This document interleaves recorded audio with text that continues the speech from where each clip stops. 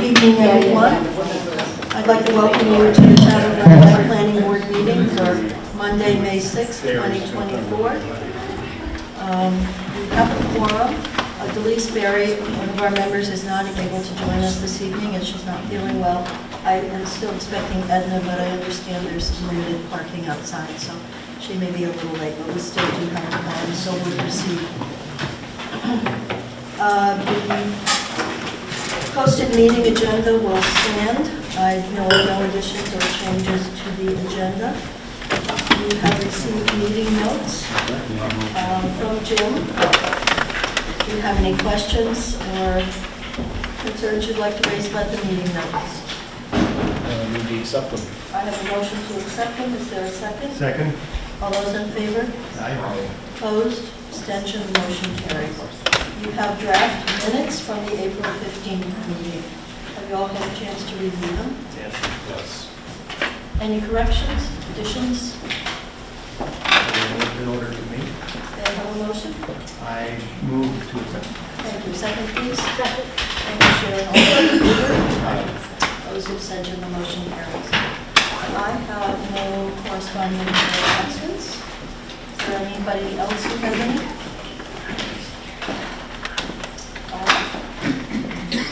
Looks like I still have to wait a couple minutes.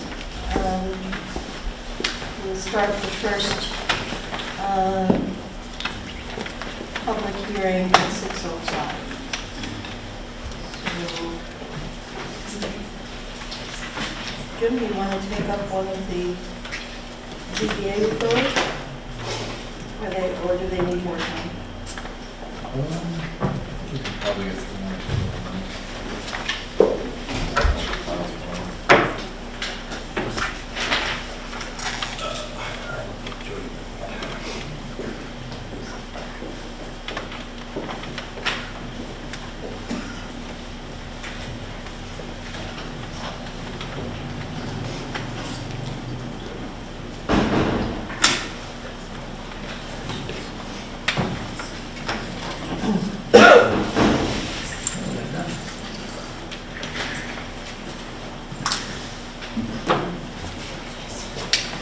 So we're going to skip around a little bit on the agenda, just to fill a couple minutes we have before the public hearings start.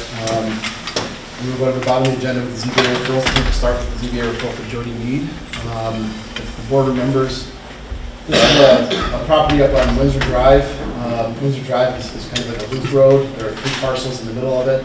If you remember, we reviewed this it's probably 5-6 months ago now, for a pool and a shed, and then a fence that's going to kind of be out in front of the house along Winston Drive. I'm sorry, not Windsor Drive. Winston Drive. And the comments that we made is that it seemed like the pool could probably be better placed. We did understand there were constraints. There's a tree line back here. Didn't necessarily want to see the tree line removed. But and we also had the 100-foot setback with the RC5. So I guess what's happened, we provided our comments. I guess what's happened is that based on the ZBA discussions, now the applicant has changed what they're trying to do. The shed appears to be gone. The pool has been, I think, pulled back a little bit, so now it's behind the house. It's not quite out as far in front. They're only putting in a fence and some proposed planters. But that's essentially what we're looking at here for this one. When they came in before, they were looking for a 66-foot front yard variance for the installation of the pool, 56.5 feet for the shed, and 58 feet for something that I couldn't find in my paperwork. They're asking for 3 variances. We provided comments that the variances raise no significant planning or environmental concerns for the construction of the pool shed, but did believe there were better options for placement of the shed further into the parcel. Recommended the ZBA get additional details on the shed, and then recommended that they rely on their own study of the facts in terms of the application. What's before the ZBA now is an application that's requesting a variance of 7 feet and 5 feet for installation of the pool, so the variances have come way down from where they were before. The pool was in front of the house, again, as I said, adjacent to the driveway. It's been pulled back a bit, and the shed's been removed from the proposal. So given our previous response and the fact that the variances are lower, the issues that we had with the shed are removed, I think that the response would pretty much be what we said before. And our common response when we don't see any issues, unless you disagree, which is that the Town of Rhinebeck Planning Board.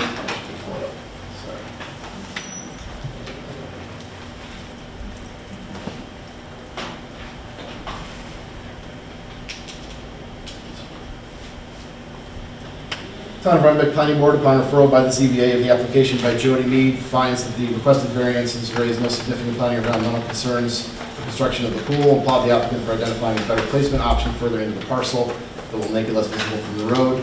We recommend the ZBA will rely upon its own study of the facts and decide the applications in accordance with the criteria in Chapter 125 and the report of the neighboring property owners. So open it up. Comments from planning board members? Sounds good to me. I move that we accept that. Anyone have a second? Second. All those in favor? Aye. Opposed, abstention. And that brings us now to 6:05, and the first public hearing of this evening, that is for Marie Roy Chandouin, 426 Primrose Hill Road, site plan and special use permit, bathroom addition to pool house. Mark, I believe you're here representing this applicant? Yes, I am. Okay. So I was not present at the last meeting, Mike Harricourt, representing Sean Rumpel's application. And so it's my understanding that all items have been satisfied with this board, and we were awaiting approval from the Dutchess County Department of Health. We have received health department approval. State plans have been dropped off to the planning office. And I would also note that as part of health department approval, there was a requirement for legal delineation of the New York State DEC KE 15. So I did drop off a copy of the certified map, certified by myself and also representing the New York State DEC. So we're finalized with DEC, no issues, no changes that have been made to the site plan with regard to the 100-foot adjacent area from the state wetland. And there were two revisions required by the health department. They were merely just some requirements for sanitary, no effective change to the site plan at all. What's been proposed and presented to this board. Jim, do you have any comments? It's no pollution for Union County Health approval from my perspective. Planning board members? It's your understanding we're all set now on this one? Thank you. So, that being the case, I'd like to make a motion to close the public hearing, or have someone do so. And second. All those in favor? Aye. Opposed? Abstention? Jim, if you want to run through the draft approval resolution for us, please? The draft approval resolution for the board's consideration tonight for the application by Marie Chandouin for site plan and special use permit for the bathroom addition, roof addition to the pool house and conversion of the garage to a pool house at 426 Primrose Hill Road in the RC5. Reaffirm the action as type 2 under seeker. Based upon submitted information, finding the work for the bathroom addition, roof addition to the pool house and conversion is consistent with the objectives and regulations of Chapter 125. With respect to the application for the special use permit, finding the work and intended use is consistent with the general standards for special use permit in section 12567, and granting the requested special use permit conditioned upon site plan approval. And with respect to site plan approval, finding the work and intended use to be consistent with Town Code Chapter 125, approving the application inclusive of the materials and plans by Mark Kaminsky, PDLSPC, and I will update that date with the new plans you submitted today, Mark. Yeah, but there was a, on the health department plans, the latest revision date, 4/24/24. So we'll update the date. We do want to note in the approval resolution, the planning board reviewed the application for the conversion of the accessory structure and found the proposal is providing for a single bedroom only, and then authorized the planning board chair to stamp and sign the plan subject to the 3 conditions listed. Okay. May I have a motion? So moved. Sean, second. Okay, poll for Sharon? Aye. Sean? Aye. Heather? Aye. Craig? Aye. And I vote aye. Thank you. Good luck with your project. The second public hearing this evening is Alexander Wright, 23 Butte Road, site plan special using wetlands permit, tree removal, and light brush clearing. Good evening. Aye.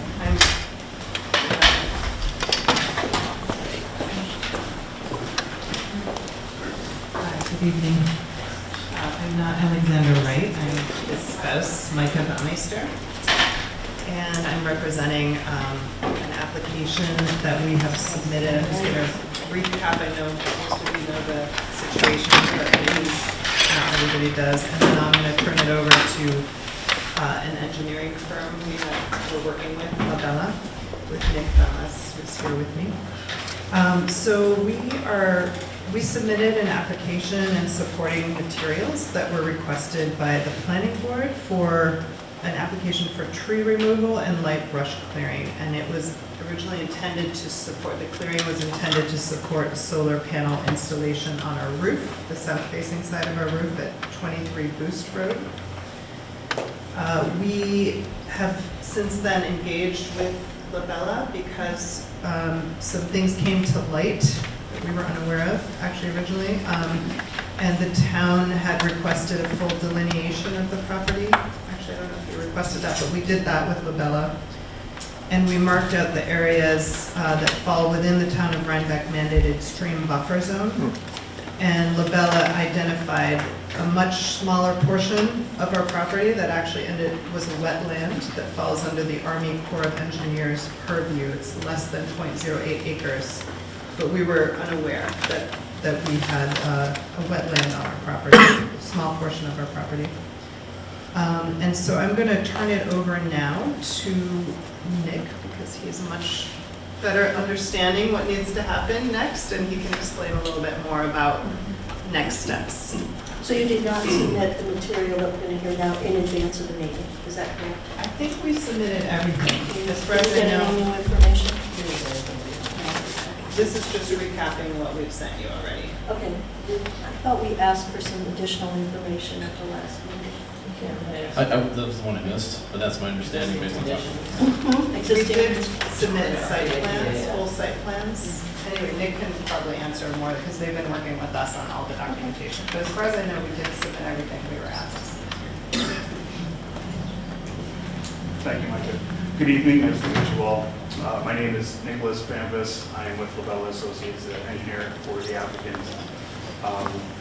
As Micah said, we provided site plan as well as the application forms to demonstrate the work that was done at this site in support of the installation of the solar panels on the roof of the residence. There were 3 trees removed to accommodate shading of the solar panels.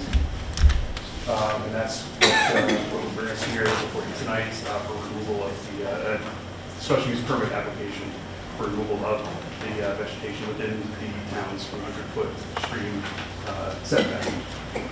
In addition to the tree removal, there was also some clearing of vegetation and application of topsoil within 100 feet of the stream, including, as Micah mentioned, a portion of the site which is a jurisdictional wetland under the jurisdiction of the Army Corps of Engineers.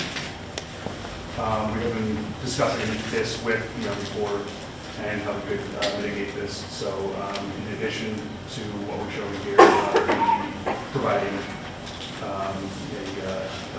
a wetland tolerant seedlings to restore the site within the wetland itself.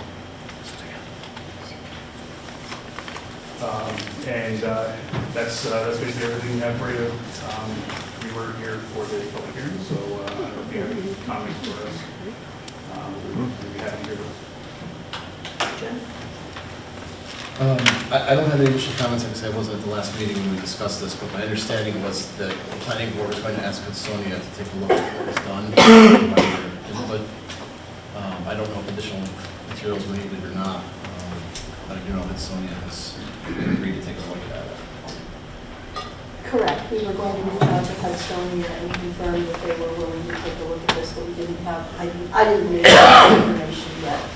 So you said you would be working on the seed mix, so that you haven't yet evolved to that point, is that correct? It would just be a standard seed mix from Ernst or a typical supplier of such mixes. Where are you going to get this like this? Okay, I was going to ask first if there were questions from the planning board and this gentleman here or the applicant before I turn to you two for a site visit. So So is there anybody else that has questions or comments? Not yet. Then I will ask for a report from Ms. Craig and Edwin to make a site visit. Okay. And I'm sorry, your name again was? Nicholas. Nicholas, right, I'm sorry. Nicholas. Pardon, is there a problem? No, I was just going to ask, are we able to make comments now? You will when I open it up for public comment. Nicholas was kind enough to meet with us a couple of weeks ago in the field and show us the site. Frankly, I find it a little hard to believe that you didn't know that it was a wetland, because it was very wet when we were there. I mean, the ground was solid, and there's a stream that runs through the property, and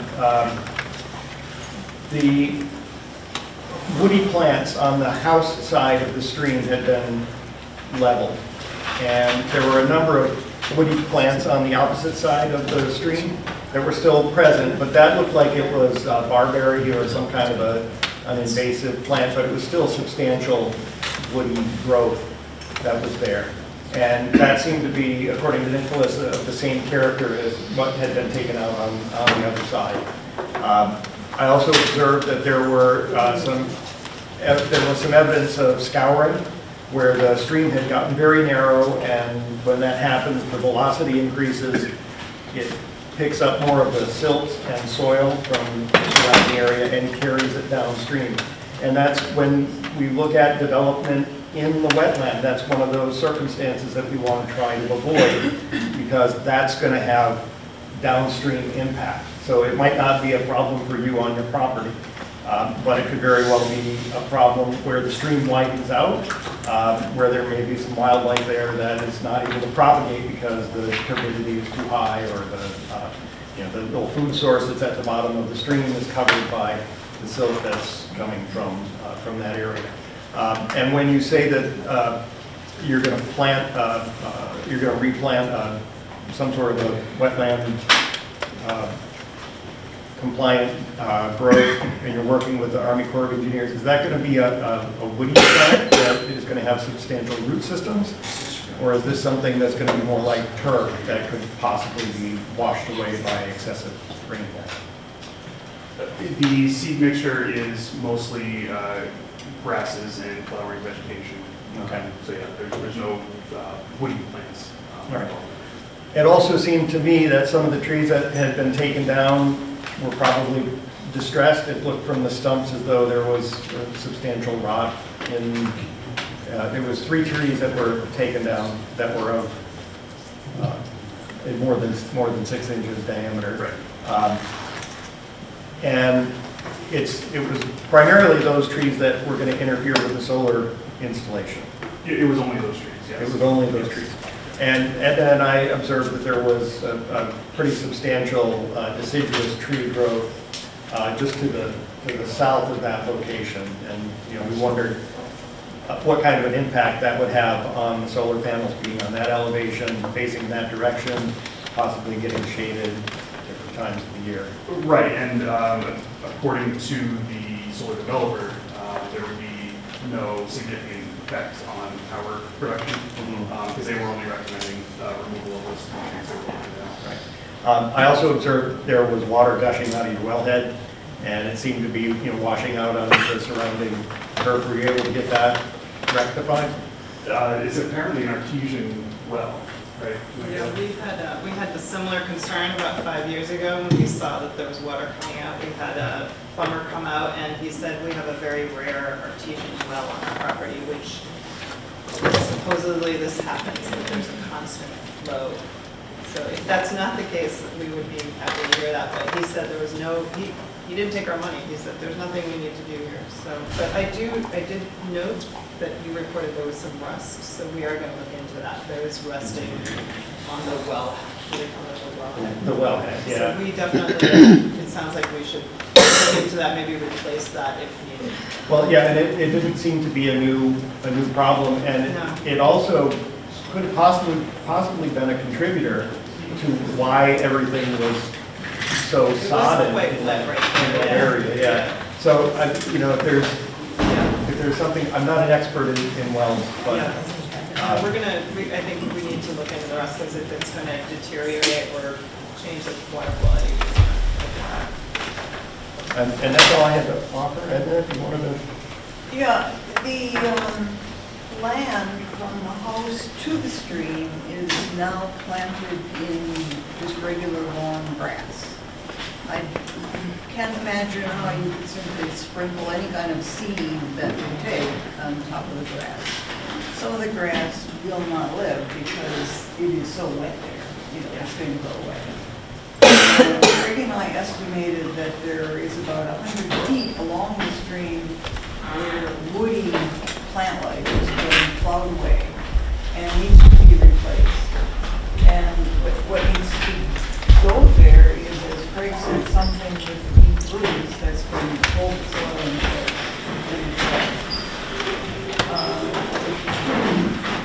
I guess that was the idea of asking Hudsonia what they might suggest. I don't know how they might want to handle that. But I had a concern, I wonder whether you have had your water tested recently? We test it every year. Every Send year. us samples. Yeah, Okay. so far, yeah. We also have, the previous owner had put a UV filtration system on it, but I mean, I almost wonder this would require some kind of permit, but I'm wondering whether some kind of stream bed to the stream from that wellhead, if it's going to continue to spill water out, might be indicated, because the entire lawn back there was completely soggy. I don't think that you want that, I don't think you avoid it. yeah, that actually happens to overlap, I think, with the wetland area, is that right? That we're gonna remediate? I don't know for sure if that's true. Yeah, we'd have to look more closely at that. But to your point, though, the entire lawn there was very wet during the sidewalk. I think the water coming out of the well is more of a result of the groundwater in the area from the snow melt and all the rain that. I'm not sure the well itself is necessarily causing all of the soggy ground. I think it's more. Well, unless you've got some kind of a broad artesian water swell coming up all over it, not just in the well. I mean, it was strangely wet. Right. You know, it had rain, I've been on my lawn wasn't anything like this. You were walking in puddles Yes. through most of the lawn and getting very close to the house. Right, yeah, well, to my point is, even upstream from the well itself is also very soggy, which I think is just an indication of the groundwater condition itself, not necessarily anything caused by the well. Or it could be both. Could be both. Well, our takeaway is that something woody needs to get planted along that stream, and it's, we guessed, roughly 100 feet or so. I don't know if it's something that you would be willing to look at their plan and approve, or if we want to refer to somebody. Well, why don't I ask right now if there are other questions from other planning board members before we discuss the next steps? Do you want to plant woody stuff for the stream 100 feet back in all the way to the, No, along, it was 100 feet along the Okay. stream where this stuff was removed. okay. So, I mean, there are tall grasses that work, you know. There are probably a number of different things that work. If I could just jump in on that.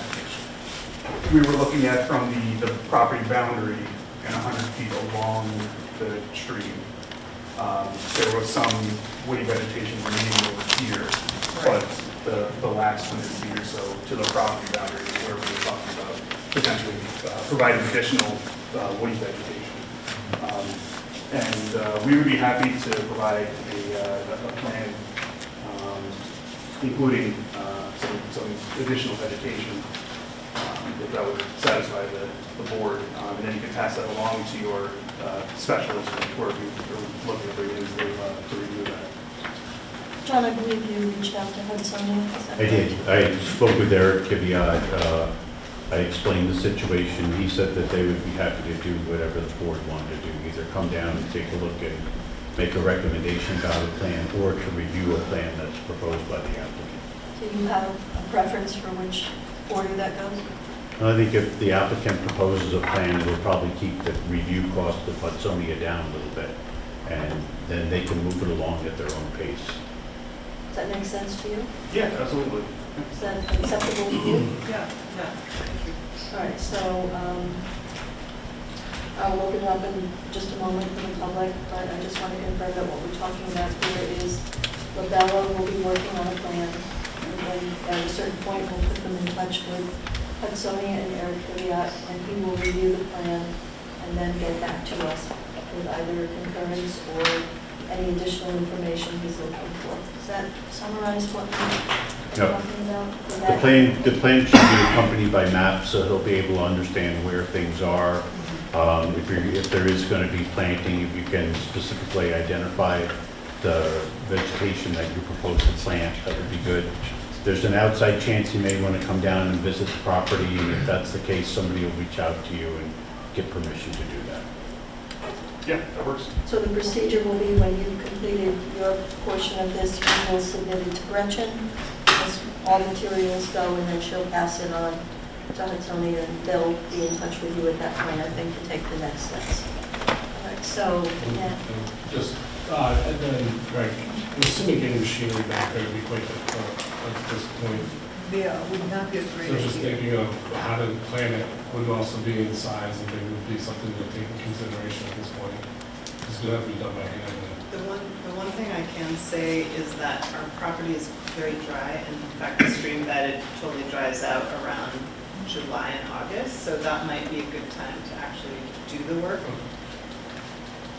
Yeah, and it's, I don't think it is the kind of thing that requires, big, backhoe and deep excavation. It does seem to require a finer touch, and I think Edna and I both observed that it's really that margin just outside of the stream bed that seems to be problematic, and we would defer to the expertise of people who understand riparian buffers and their importance and how this might be, brought more into a workable stream bed. Anyone else? Or is there members of the public who would like to comment on this application?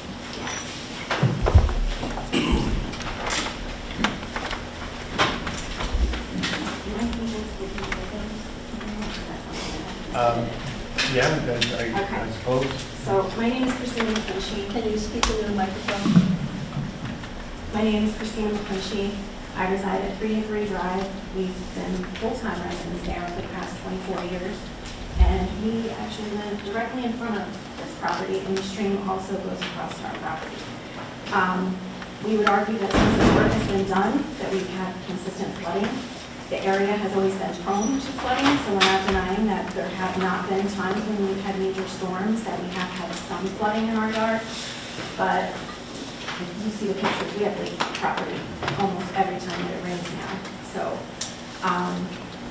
from having been back on that property prior to this work being done, a lot of what you're saying is very wet back there was kind of like swampland, and it looks to us, from what we could see, because we weren't allowed to access the property by the homeowner, so we had to go onto the agricultural property to see what had been done. And it seems that it's pitched down a little bit toward the stream, so all of the runoff that was gathering in the backyard prior is now feeding into that stream. And then all of the vegetation along the entire stream bed has been completely removed. And I have pictures. And as far as the work that has been done, has anything been submitted to document? Because there were several companies that were back there. They had excavators back there. They were back there for days. We didn't say anything because we just assumed that this was all work that had been permitted, and it was not. So October 7th was when we first had the first major flood. That's our property prior, yes, without flooding.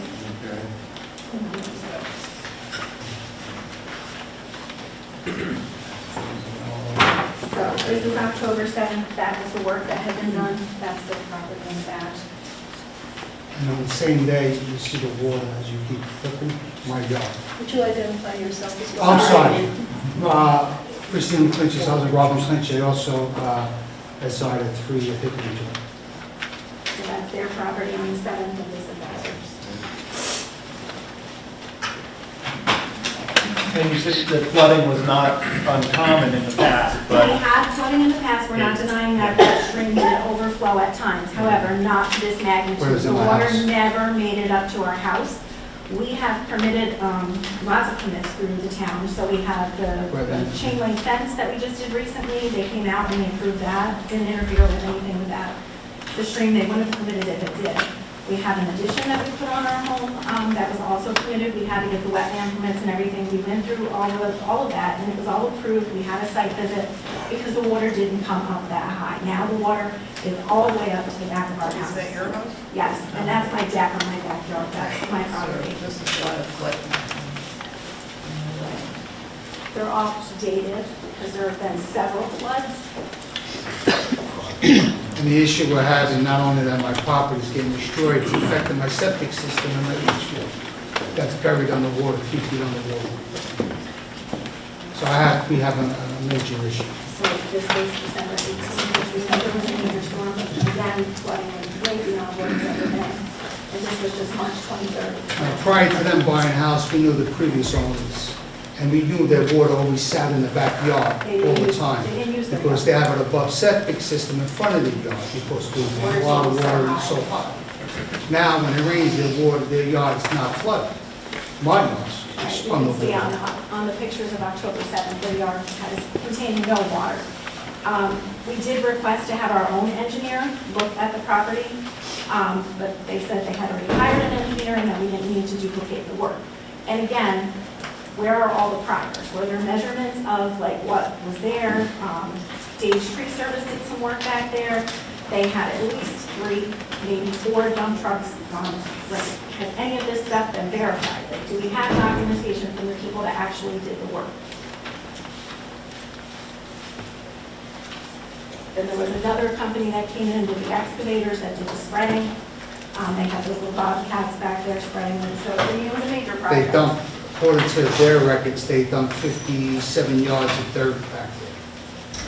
That's a lot of dirt for an inch of, I don't know what the square footage is. Right. It could be, I'm not saying that they're lying, I'm just saying what it is. It's a lot of dirt. I'm in construction, that's a lot of dirt.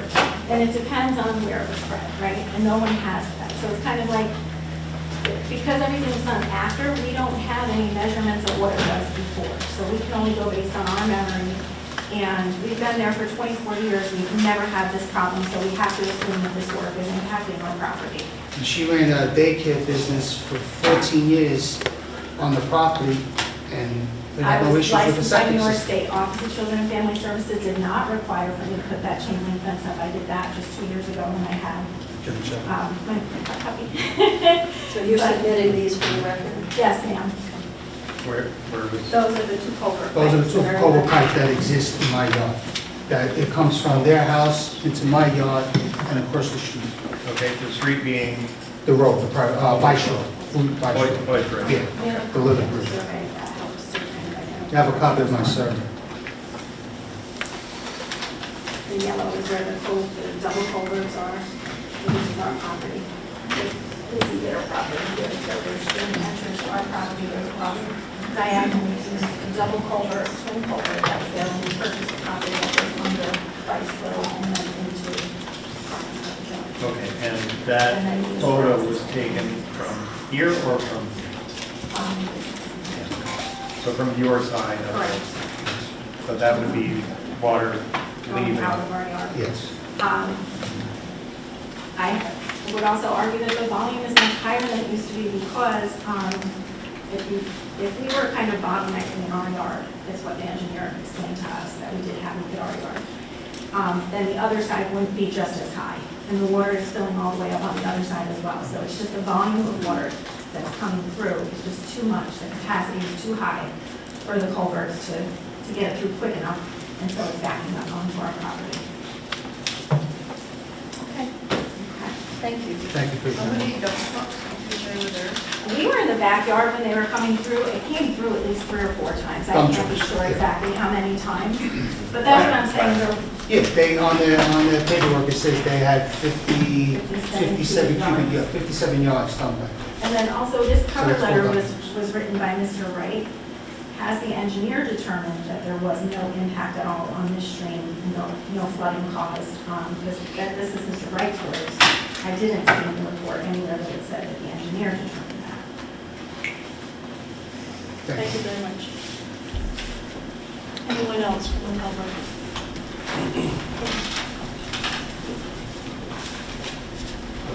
Paul Rubin, hydrologist, hydrogeologist, this is a couple of comments from what I've heard.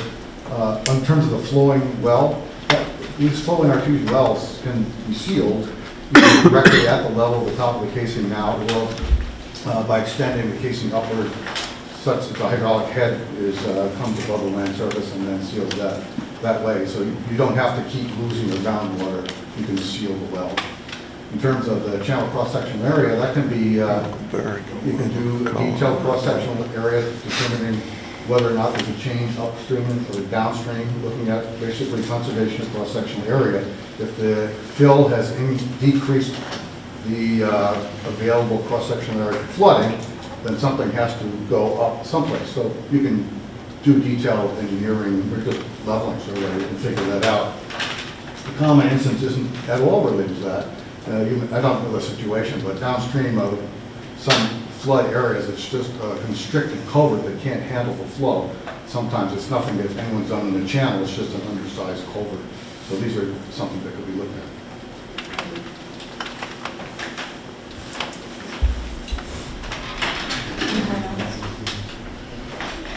All right.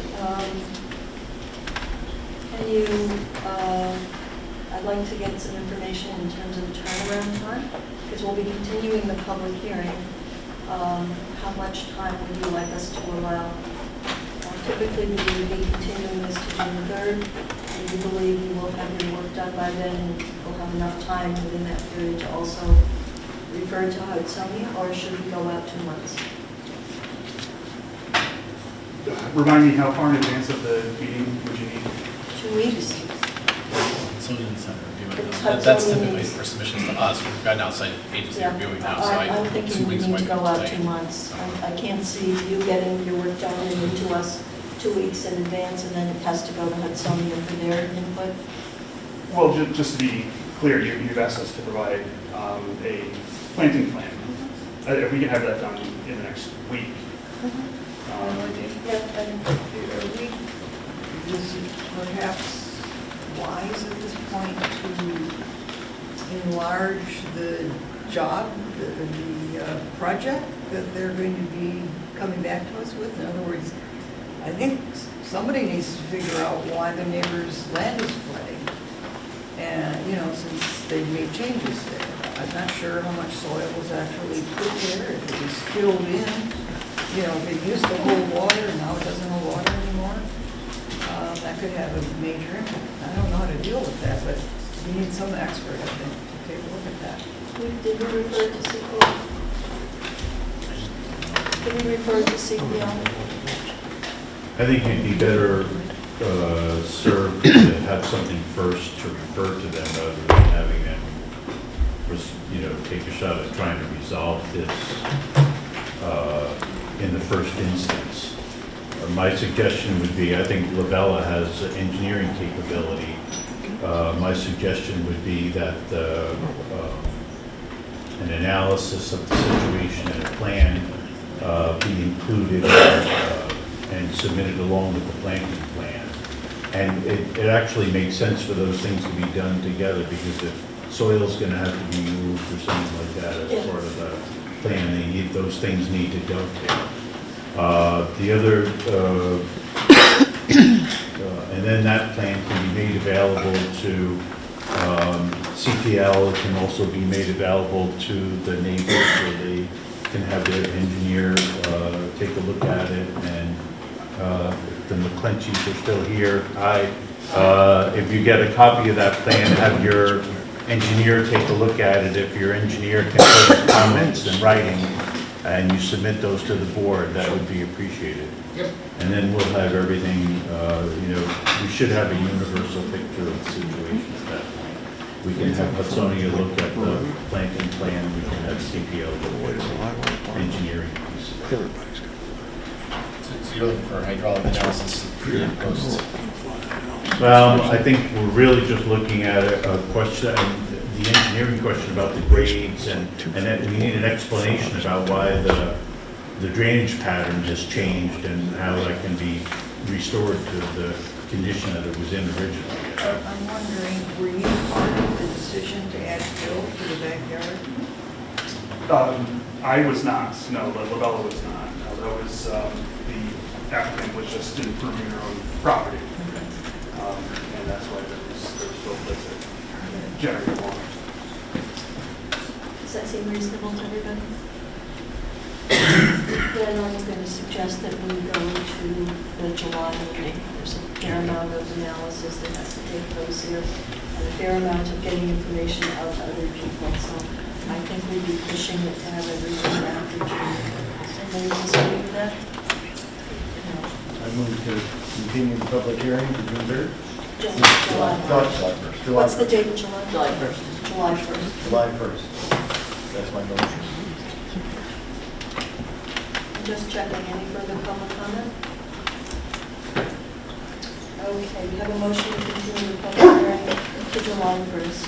Have a second? Second. All those in favor? Aye. Opposed, abstentions, thank you, motion carries. And arrangements ought to be made probably to make another deposit to the escrow basket to cover the costs for Hudsonia and CPL. Understood. And you can check with Gretchen on that, and she can let you know where you are with that account. The third public hearing for this evening is Thomas Daniels, 8 Slate Dock Road. The applicant has asked for the application public hearing to be continued to the June 3rd meeting. They expect the planting plan that was approved in the original site plan will be moved forward with the warm weather in the next few weeks. They will then be able to get the CO, which is still outstanding on the first approval. So at their request, I will entertain a motion to continue the public hearing to June 3rd. All those in favor? Aye. Opposed, abstentions? Is there anyone from the public here wanting to comment on the Thomas Daniels application? Okay. Thank you. Next is Jeffrey Valenti, 6830 Route 9, site plan review and change in use to a dentist office. Good evening, folks.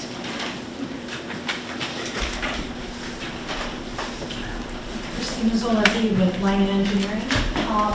So we've been going back and forth with the health department, and through the whole process, the applicant has decided to just, in order to get in and start his practice, that he's pulling the second tenant, given that it is still unknown, and we understand that it impacts seeker. So at this time, we proceeded with the health department removing the tenant, so it would just be the oral surgery office and the storage space. So that was approved by the health department on April 29th, so we have plans into the health department for signature. So we're looking to proceed with the rest of the process to get approval for just his dental office and not having a second tenant. The applicant knows that once a tenant is known, that he would have to come back for both amended site plan approval and health department approval. However, as I said, he would like to get in and start his practice sooner than later while trying to entice tenants to come to the building. The last letter, I think the last letter I saw from the health department indicated they were waiting for you to make some changes. Yes, we submitted those changes, and I can forward the email to Gretchen that we resubmitted plans to the health department for signature, that they signed off on our plans. But they haven't sent that back. No, they have our plans, and we were hoping to have them before this meeting, signed plans. But no. Not yet, no. Okay. So, as is our normal practice, we will continue until we have the signed papers back from the health department. So unless there's something else, I mean, you've covered the point that I think we've made in the past, which is a change in use in the future. And just confirming that you understand you will have to come back before the planning board for any, once you decide that you want some other tenants in there perhaps, there's a complete understanding that you Yes. need to come back. Yeah, there's notes on our plans that indicate that both health department and town planning board approval is required. On the last plan, it has Want to like, identify yourself? hi, I'm Jeff Valenti. Our most recent submission on that has the notes from the Department of Health saying that they approved the use for the septic and the use for just my use, and the rest just private business, non-toxic waste storage, just for my own personal uses. And we have the email from him saying that it was approved too. You just need that final. Final. And you indicated you were going to be removing the lease sign on the. Yeah. That's been removed. And we're taking down all the online, so I talked to the realtor too, taking all of my online listings down, so they should be gone at this point too. Okay, Greg, did you? Yeah, I got the impression from reading the letter from the health department that you had encountered kind of a hard corner as far as the capacity of the building, given the limitation of the area available for a septic disposal system.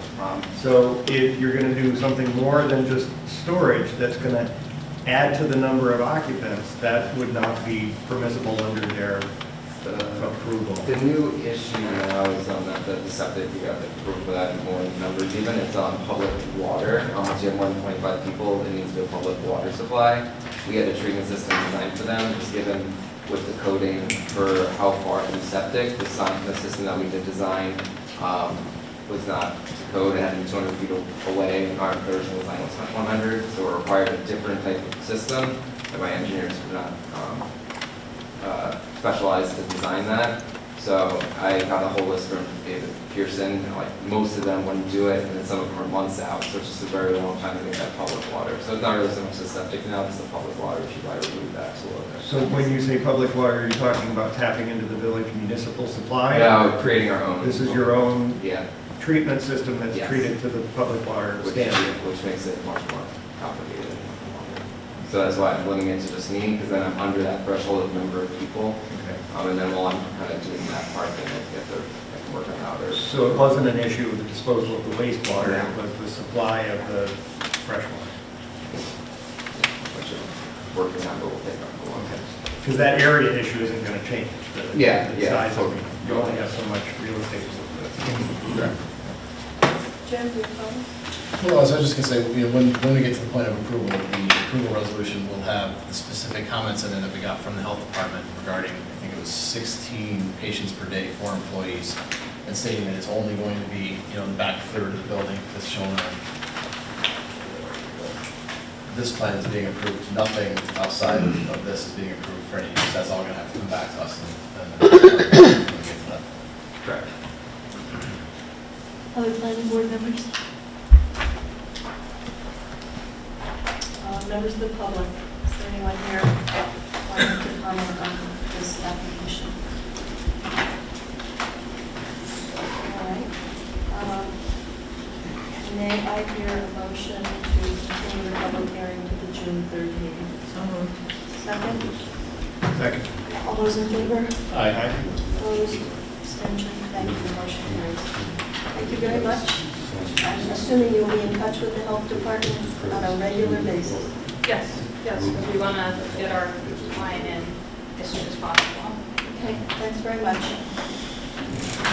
Next up this evening is the application from Wireless Edge at 3718 Route 9G, the Route site plan and special use permit for a cell tower. Good evening, Mr. Gaudioso. Good evening, Madam Chair, and members of the board. Robert Gaudioso on behalf of the applicant, joined by Mr. John Hart.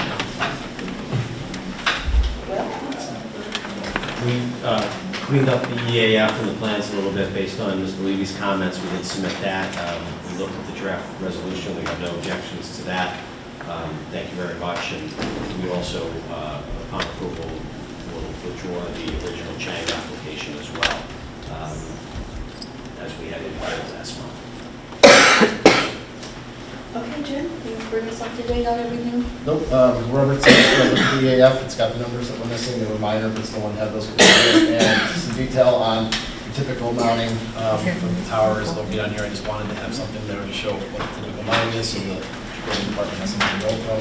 If that has to change, the building department will obviously deal with that at the time. So as far as I'm concerned, the paperwork is up to date, we have the secret approval done. Unless you have any questions or comments, I made a draft approval resolution. Planning board members, any comments or questions? When you figure it up, Well, John's always going to try to follow the building permit application on Wednesday.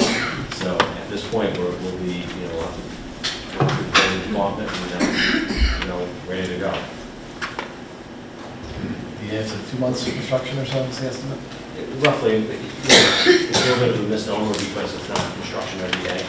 So luckily, the property does have some work going on, so we'll be able to coordinate with them as far as the utilities and the access road. So the timing is real good, and that's why we want to get going as soon as possible.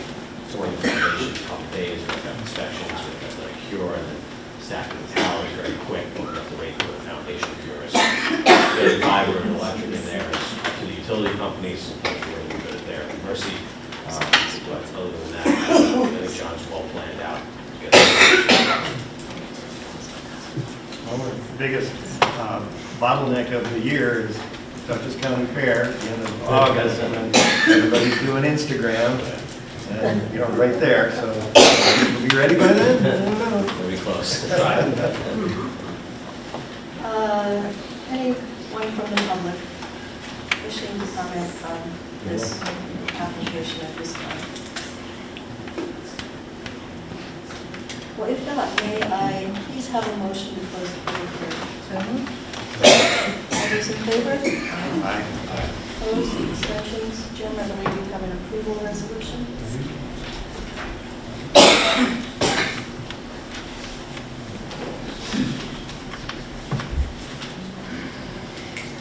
So, for the board's consideration tonight, draft approval resolution for wireless edge Rugies, site plan approval, special use permit on County Chapter 125 for construction of the 200-foot monopole telecommunications tower, 3718 Route 9G, in the ORP zoning district. Reaffirming the actions I listed, for which coordinated environmental quality review is not required, and referencing herein the secret approval resolution to adopt the determination of significance and negative declaration passed by the planning board on April 15, 2024, including the associated EAF parts 1, 2, and 3 documentation. Based upon review of the submitted information and site visit reports from planning board members, including consideration of the height of the tower and related visibility concerns, finds the proposed work is consistent with the objectives and regulations of Chapter 125. With respect to the application for a special use permit, finding the work and intended use is consistent with the general standards for special use permits as set forth in Town Code Chapter 125. We have added in here that the planning board has found the proposed work and intended use is also consistent with the specific standards for communications facilities and towers as set forth in Chapter 125, Section 125-68-BBB.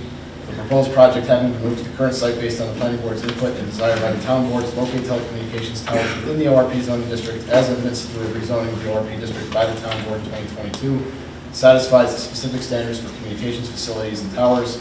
Of particular note, the proposed project permits additional antenna to accommodate co-location of other potential carriers and providers.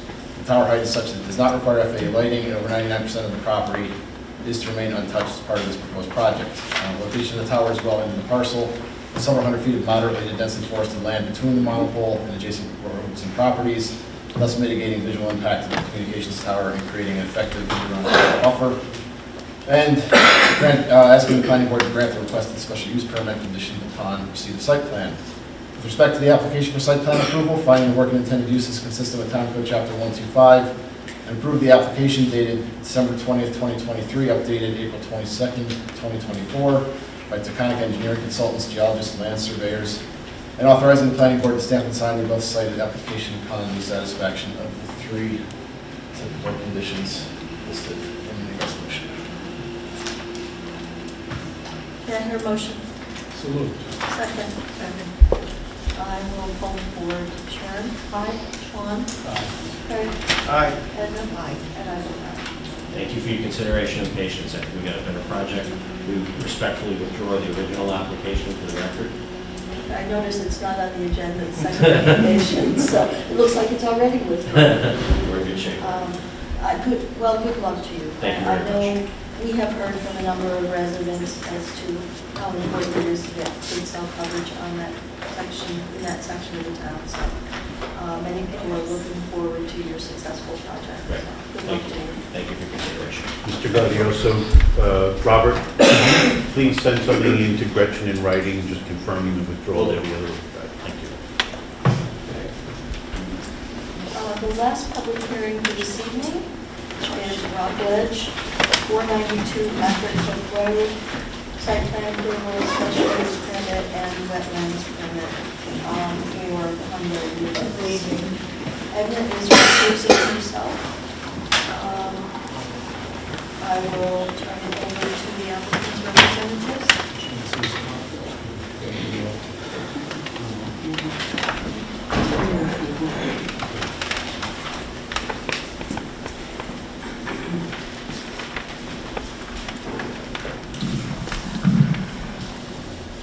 Good evening.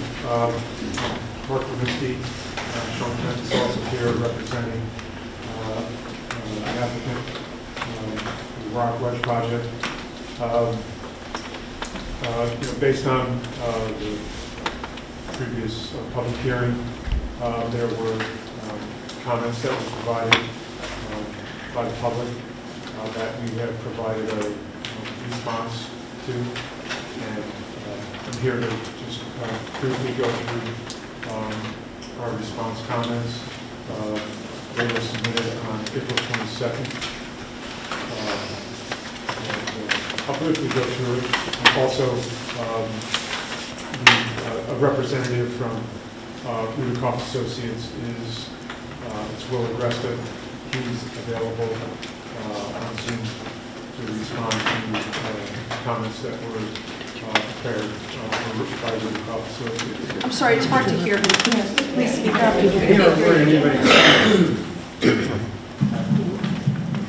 Oh, yeah, that's smart, she said, yeah, Is that's it right. better? I noticed no. that in the evening at a meeting that they actually took the microphone out of the stand, and that was easier to speak into, so you might try that. Is this better? Yes. Should I start over? And so we prepared a response document to public comments. And Jim, would you want to bring that up?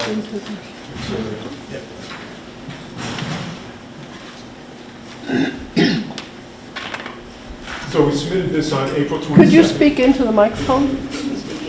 We really can't hear you. Can't hear you. It's hard to hear in general, it's not just hard. The room's not organized necessarily the best, but we'll try and make it. We're working on getting this so you can hear, but please understand, at this point, the remarks are being made to the planning board. And so we understand your need to hear everything. We're trying to figure it out. Just give us a chance. But aren't these answers to our questions? They are, but the response, yes, they are. But So we need to hear them. Of course you need to hear them, but Right. he's reporting to the planning board at this point. And the report's been made public. The report has been made public. I'm assuming you've all had a copy of it. It's been available to you and you've had a chance to read it. You will have an opportunity as we move through this evening to ask for comments again. Okay, let's give it a shot this time. So we start out with, in our response document, just an overall description of the property and site location, which includes, as you know, I mean, we started this project several years ago, so it's gone through some iterations with, consideration to comments from both the public and the planning board. And so I really, just want to be brief and just outline the comments that we've responded to in this document, in that it's available, I'm assuming it's been distributed, and it's certainly online, and so you have access to it. But, you know, the first part of the document describes the site location, which I'm sure everyone's familiar with. You know, it's a single parcel located on Acton Road. It's 135 acres and change. And this application is both for a site plan special permit and minor subdivision. Part of it is to, you know, create a parcel for the new development of the condominiums. And then there is also two other parcels that were created for adaptive reuse of the historic structures on the property. And so there's a total of 3 lots on that property. It's right now it's classified as an unlisted action under seeker, and it is, as I mentioned before, it is both for new construction and adaptive reuse of the historic structures. Our response document provides, you know, an inventory of all the existing structures on the property, and also the proposed uses that are being associated with the existing structures, along with new structures. And so,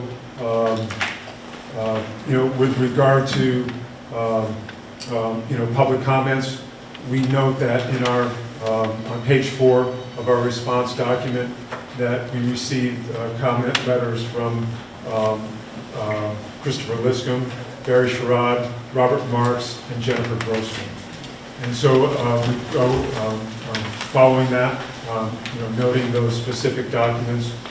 I've gone through and prepared with members of Matt Rudikov's team a list of response to those various comments. Melody, do you want me to go through each one of the comments individually, or should I? I would ask my colleagues how they would like to proceed.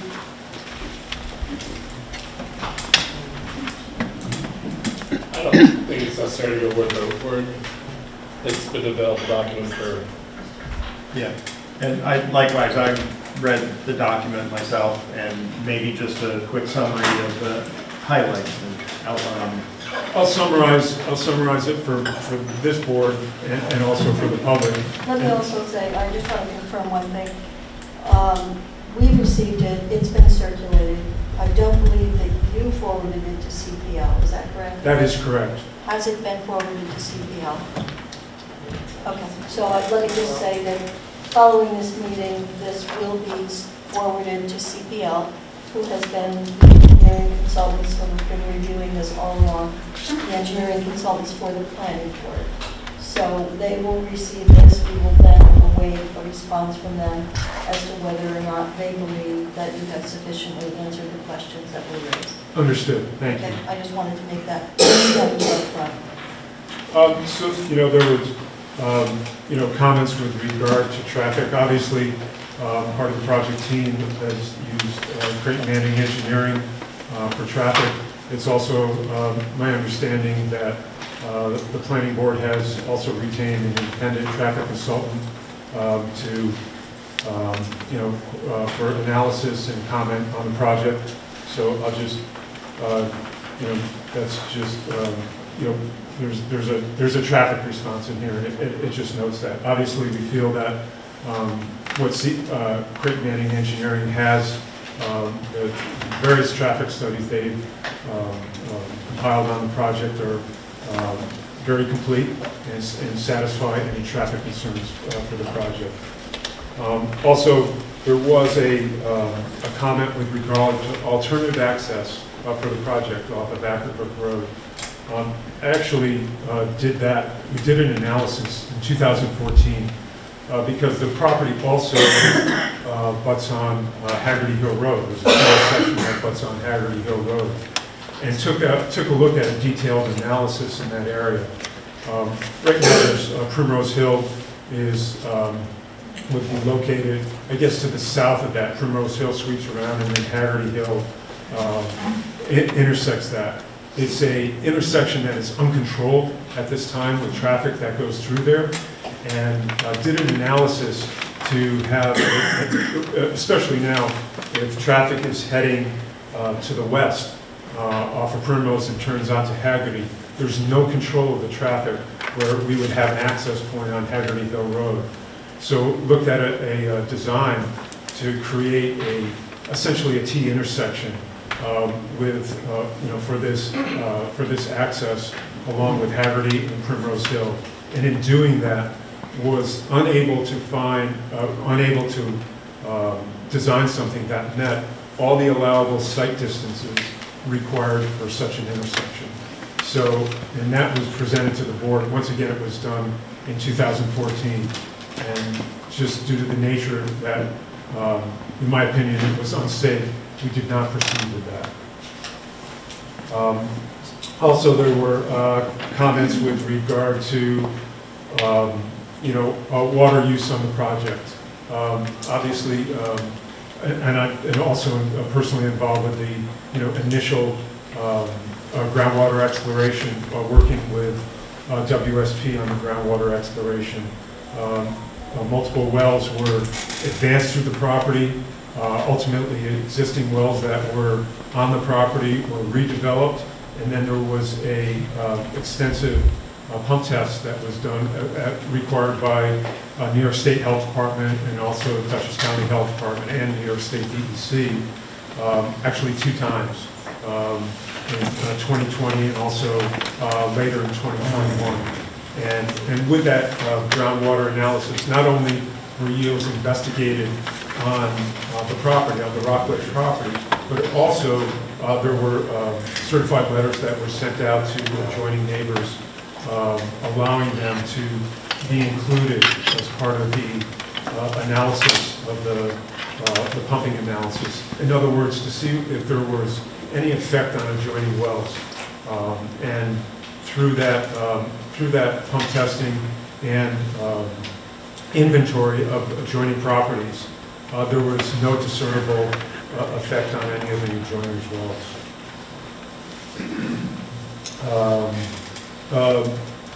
And also, there's a question with regard to, one of the, certainly I know neighbors have concerns with the sanitary aspect of the project.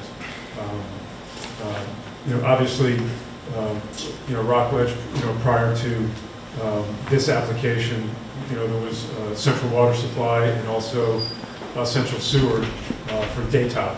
And so, a wastewater treatment plant was developed for treating sanitary waste that was, generated by Daytop, and Rockledge is using that same facility, both the, sanitary collection and also the existing sewage plant and its existing discharge.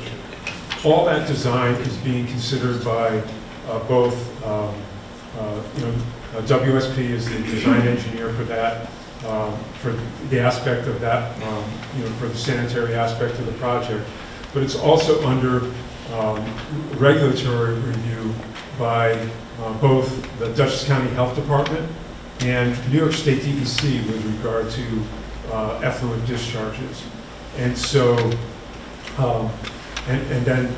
so those design is underway, and it's being coordinated and reviewed by both of those agencies. In addition to that, as part of this project, right from the onset, the planning board was quite adamant about developing an operator for this facility, both for water supply and wastewater treatment and disposal. And so the applicant entered into agreement with the Dutchess County Water and Wastewater Authority, which has been accepted. And so, in addition to working with, for both water and sewer, working with the regulatory agencies for the review and consideration of the design, we are also, the applicant and WSP are working with the operator, because the operator has certain guidelines and standards that are also, well, first of all, they have to meet all the regulatory requirements, but they also have their standards in operation of the plant. It's, at this time, there's been conversation with the operator of being able to provide a summary of their requirements for operation of the plant, and that's tentatively set for discussion, for further discussion with this board. There were also, I'm only, 7 pages into a 20-page document. There's also quite a bit of discussion with regard to the environmental aspect of it, and all the studies and detailed field work that's been done on the property with regard to environmental analysis. We go into discussion about, and Will Agresta is here. He was here. Tell him. Okay.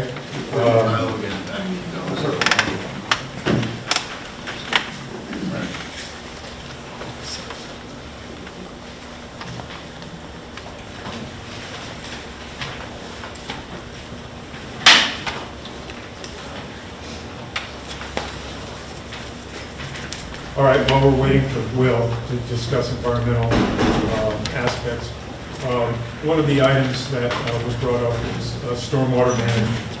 An extensive stormwater document has been prepared for this project. It's several hundred pages of calculations that, and mapping and modeling that has been done. And it's a requirement of the New York State DEC.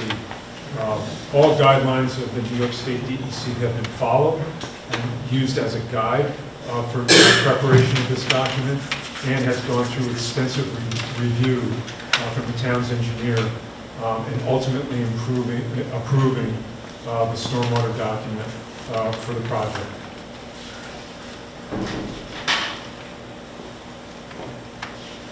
Is Will back on? He's coming back on the line. Would you like him to speak up? He has him on mute.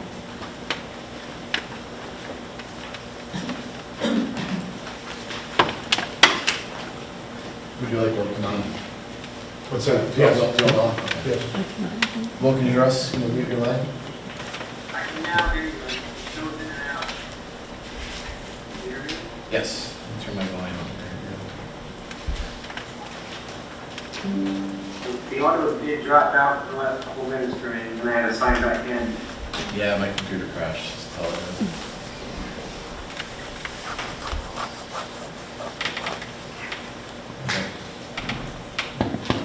Should be good. So Will, I'd like you to take us through all the environmental considerations that Rudikoff Associates has considered in the design and reporting of this project. Can we bring back the comments that you had before? Yep.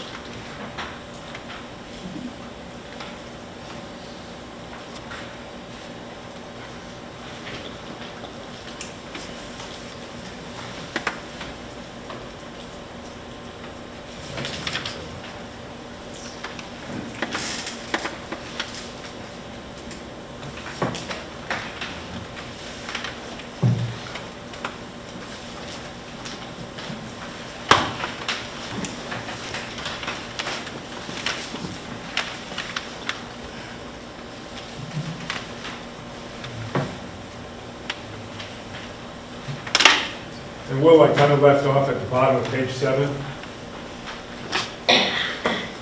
Okay.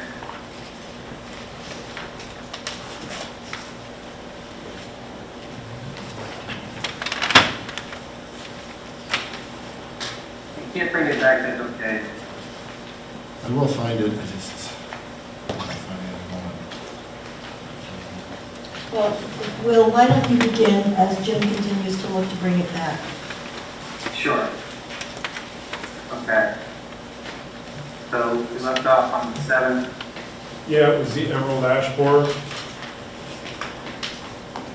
So we prepared, as Mark had said, responses to the different comment letters that we received.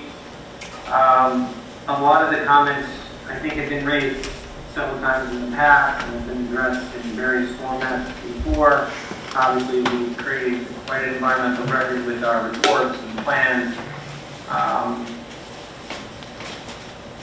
Some of the issues that were raised specifically deal with the environment, and then in many ways the project, I do this more in a summary fashion, many of the project is designed in such a way to avoid impacts in the sense of we're focusing the development on the central core of the site, around the area that's already pre-developed, historically been developed, and we're adding to that in the areas, mostly in the fringes of those areas, staying on the edges of meadows, in the woodlands to reduce the amount of grading and alteration of contours, also to cluster the units and development as is required in the code. We are proposing all residential development. It's all consistent and compliant with the density requirements for the various lots. The units, All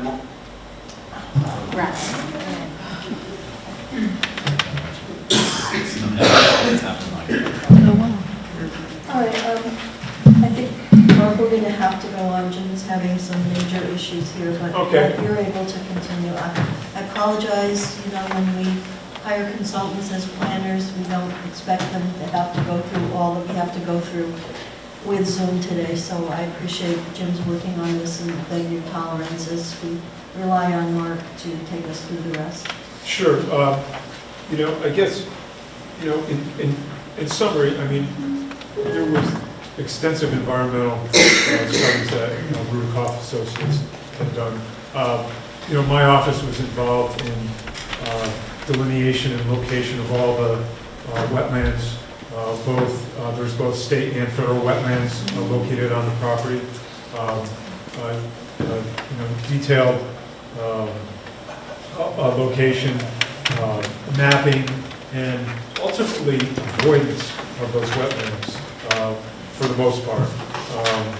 There's actually, we have a section with the amount of total disturbance in our, here it is.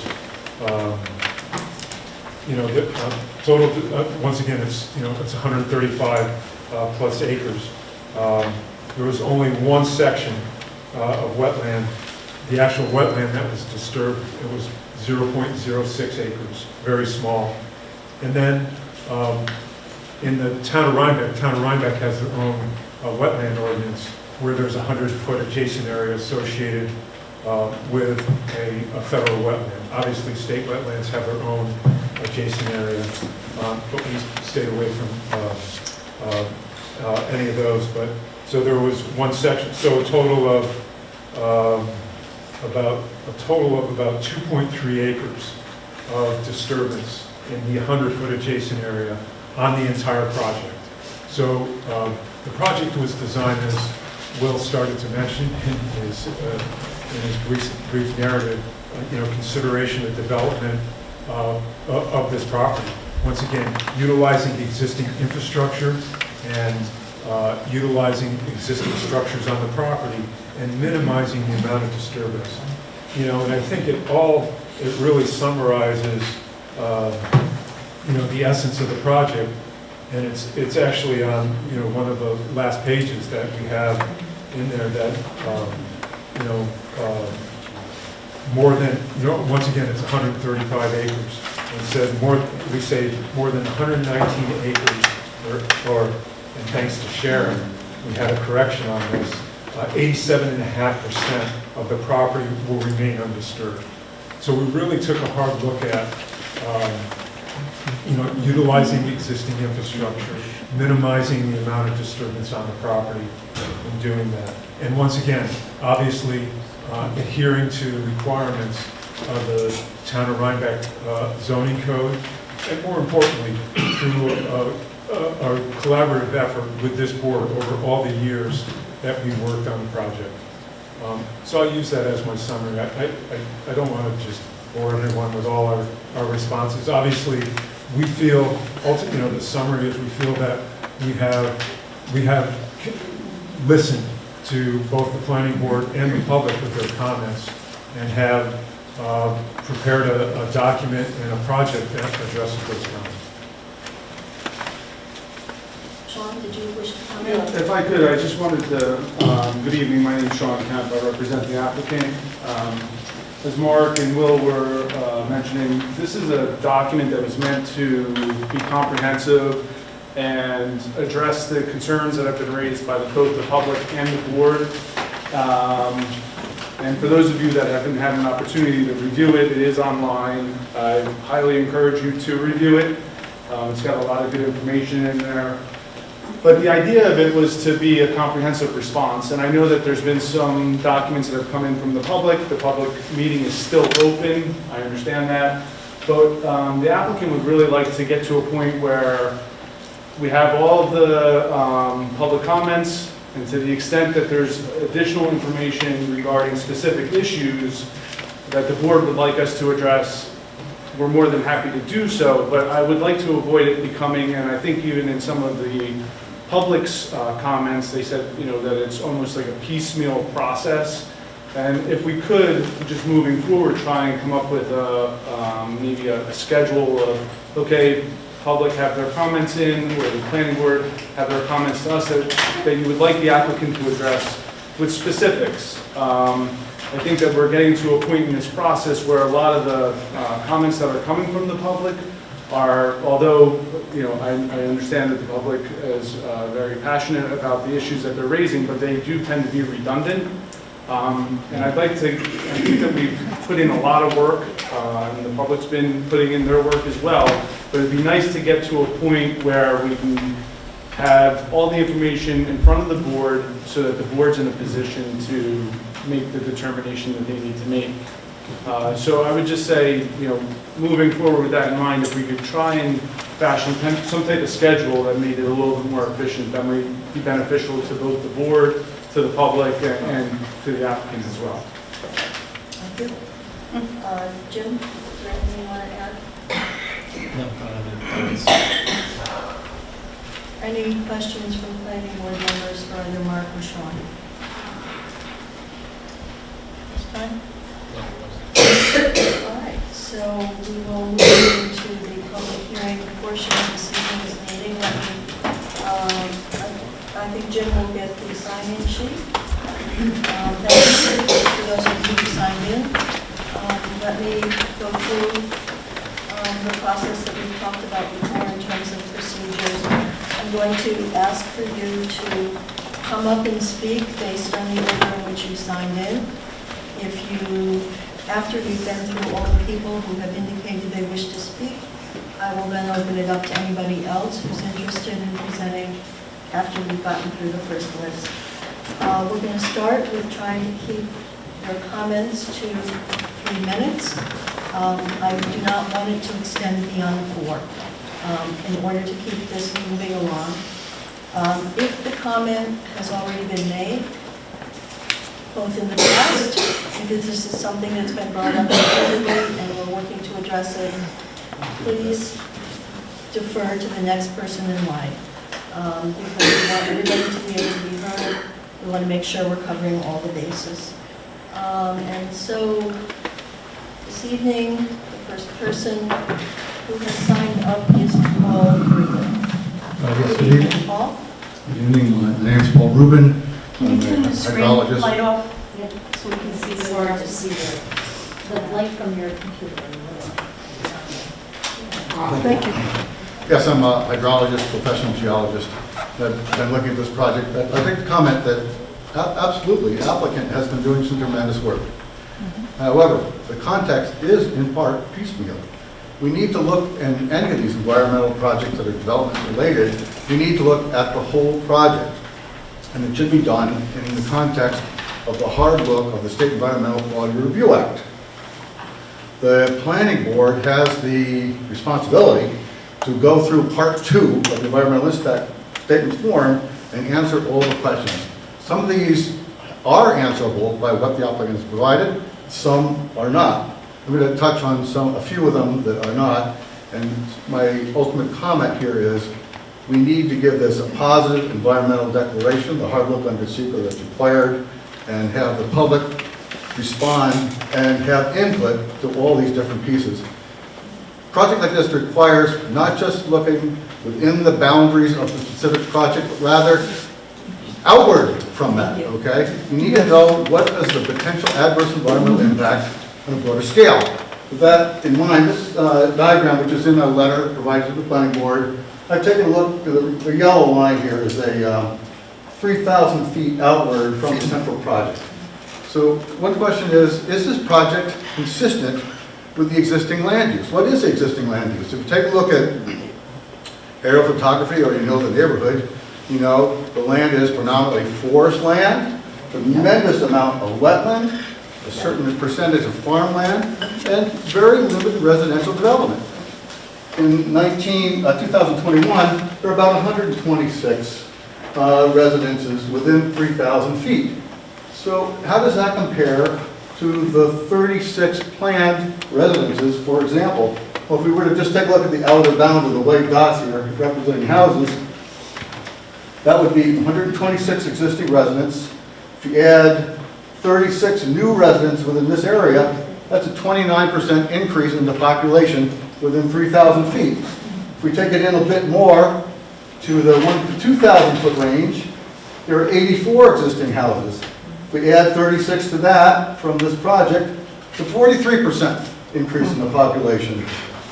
Let's take a look at only 500 feet outward from the project. If we go 500 feet out, there are about 39 yellow dots here, 38 units, residential units now. And if we add another 36 units, we are looking at a 95% increase in the population 500 feet out from the project boundary. So this is significant. We're talking about doubling the population where some of the people are now. So this is a major impact under SECRA. This warrants a positive environmental declaration under SECRA. So land use would change, right? Now, the applicant mentions Paul, you have 3 minutes. quickly.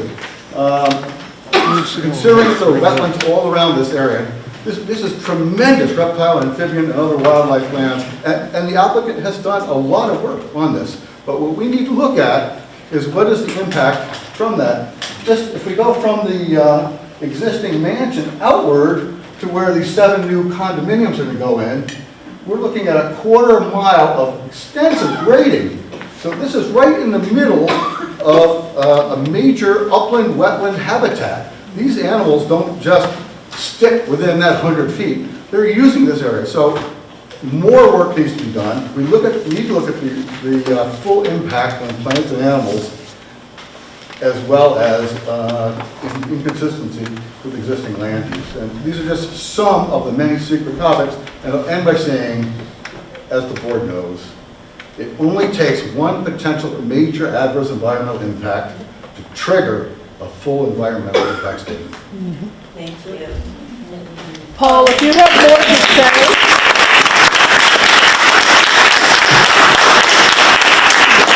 if you have more to say, I will give you my 4 minutes. We're going to continue on and we'll circle back. Let me just say that Paul has submitted a hydrological report, which has been received by the planning board members. It is being received as public comment, as all of your comments are. And after this evening, we're going to be referring it, like we talked about previously, to CPL, who are our engineering consultants who will review the report that Paul has submitted to us. So that's the next steps for that. The next person here is Christina McClinchy, and I'm assuming she signed in for the project on Hughes Road. Is Christina still here? Okay. Then we'll move on to Jeff Potent. Am I pronouncing your name correctly? Yes, you are. Thank you. Hi, my name is Jeff Potent. I live at 15 Ackerhook Road. I'm about 2 miles from the site, so I'm not immediately impacted by the site, but I do love the marsh. I'm a professional, environmental professional. I teach sustainable development at Columbia University. I spent most of my career working on the Clean Water Act for US EPA, US Department of Agriculture, and the New York State Department of Environmental Protection. And what I want to say that's particularly important to understand when it comes to environmental regulation of point source discharges and the technology that's historically been used to manage wastewater treatment systems, there is a lot of uncertainty. There's a lot of historical, political process behind these regulatory schemas, and they are not structured to deal with the array of environmental issues that we are now aware of, pollutants such as microplastics. So we're dealing with a historical regulatory schema. So New York State Department of Environmental Conservation, their SPEEDIES program, the State Pollution Discharge Elimination System, is pursuant to the Federal Clean Water Act. The agency is probably one of the more effective environmental agencies in the country, but they're working with a 52-year-old statute that is a political process. It is not cutting-edge environmental regulation. So I urge the board to view the SPEEDIES permit process as a flaw, not the ultimate regulatory structure to protect the environment. You have the authority to look beyond the flaw, and I urge you to do so. Technology has been evolving dramatically since the days when the statute was promulgated.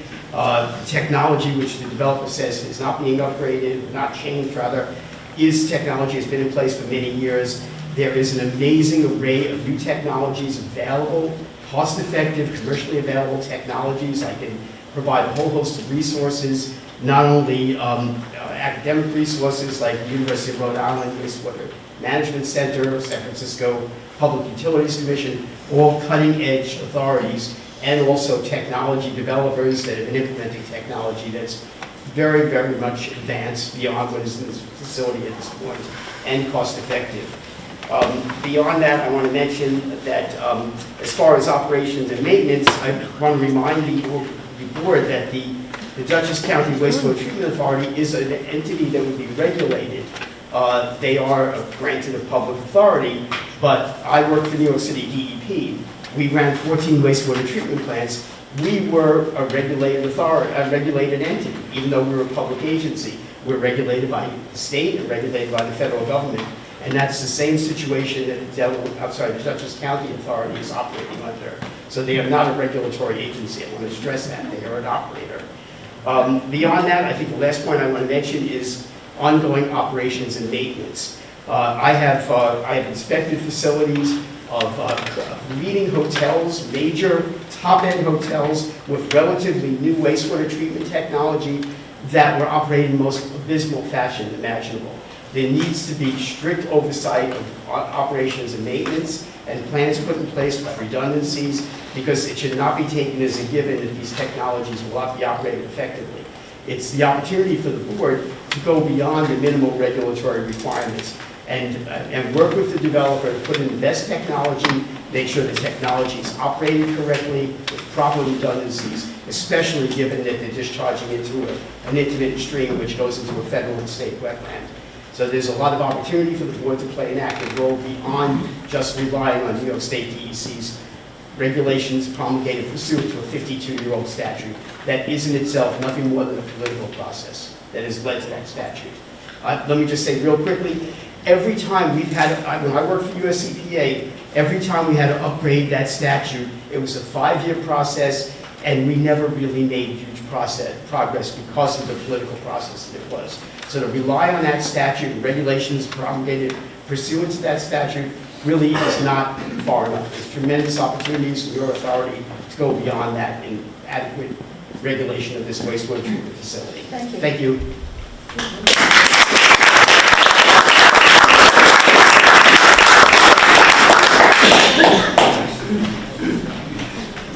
Next is Matthew McGuire. Would that be you? All right.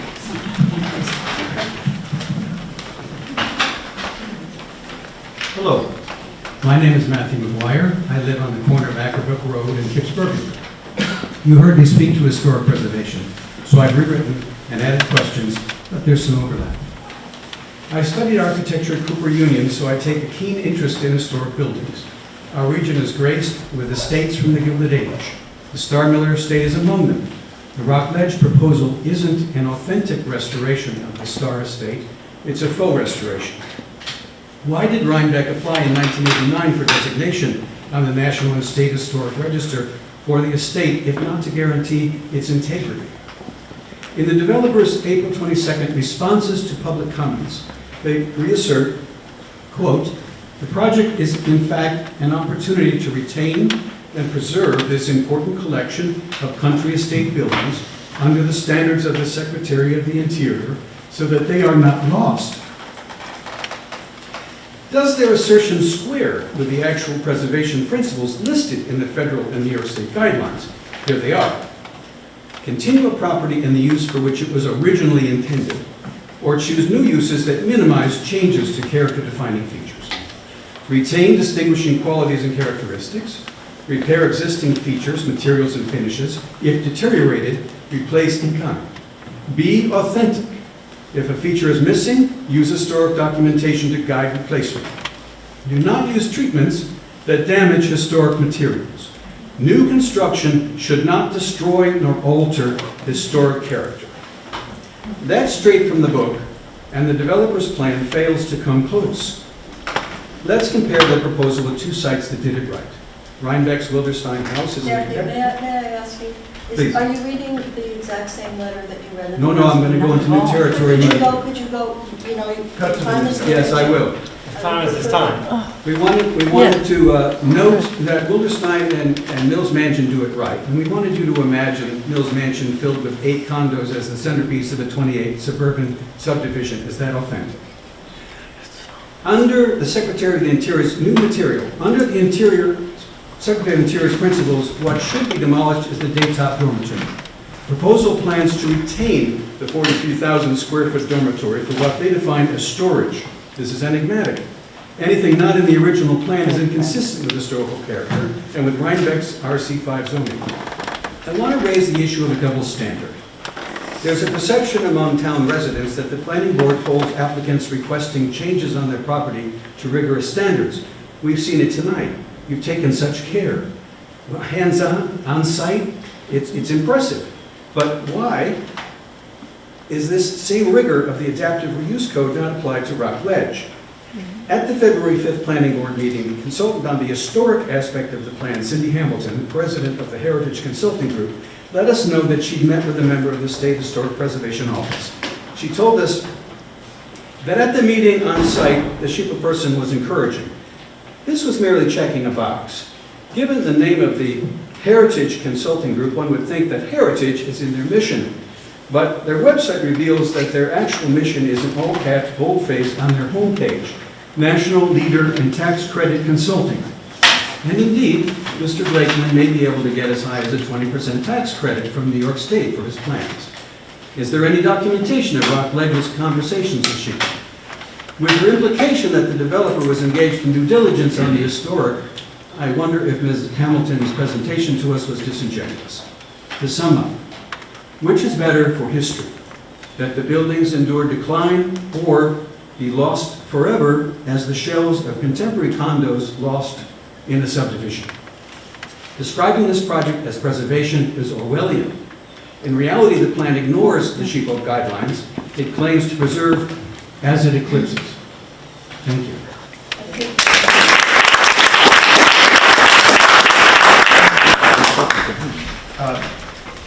May I interject something? Yes, you may. With the permission of the chair.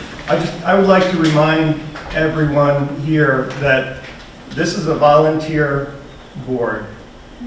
And one of the meanest things that you can do to a volunteer is waste their time. It tells us that our time has no value. Wow. So please refrain from getting up here and reiterating the same points that have been made in previous meetings. We've heard you, we've listened to you, we do care about historic preservation. Some of us have built careers in that field. So thank you for I believe thank it, you for there are sharing, new but faces in the room as well. please let's stick to the information that has not yet been offered. Let other people have a chance to answer. The questions we have. All right. Thank you. The next person on the list is Irene Dish. She's that. She left, okay. Next is Patty Langto. Oh, God. Go, Patty.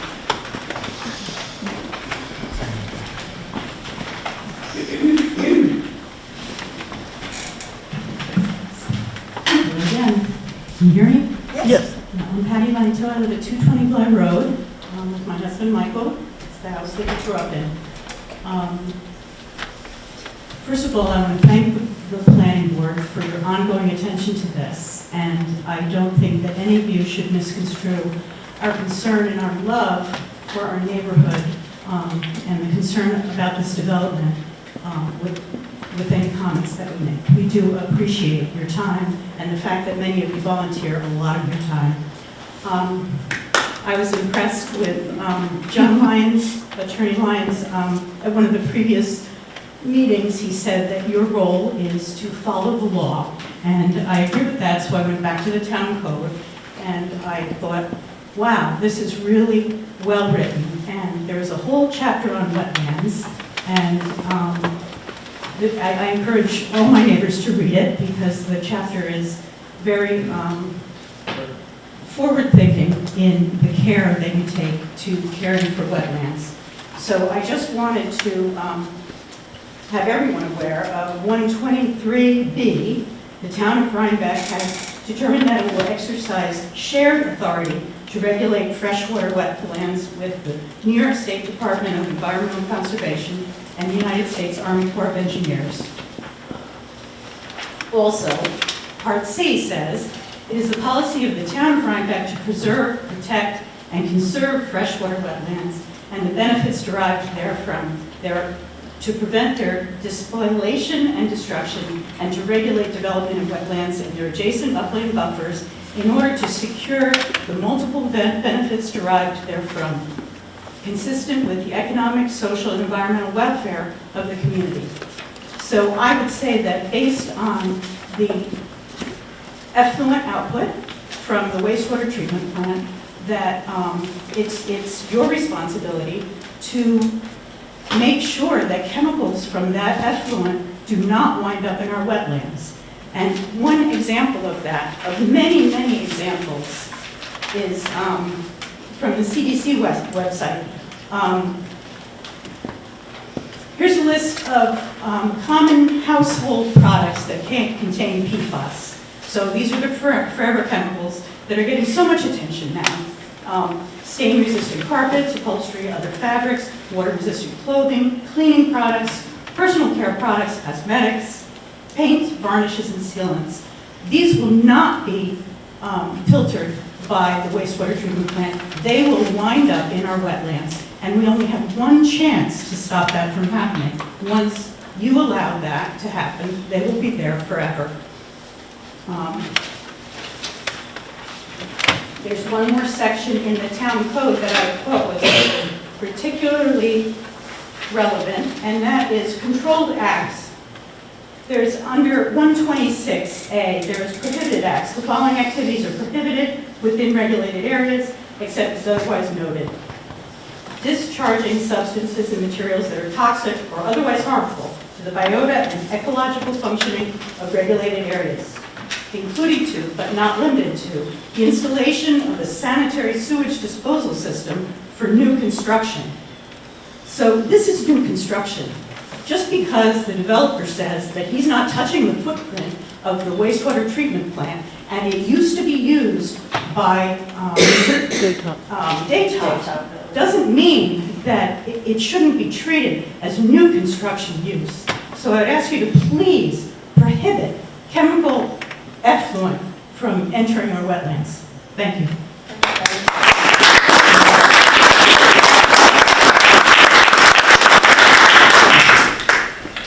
Linda Kagan.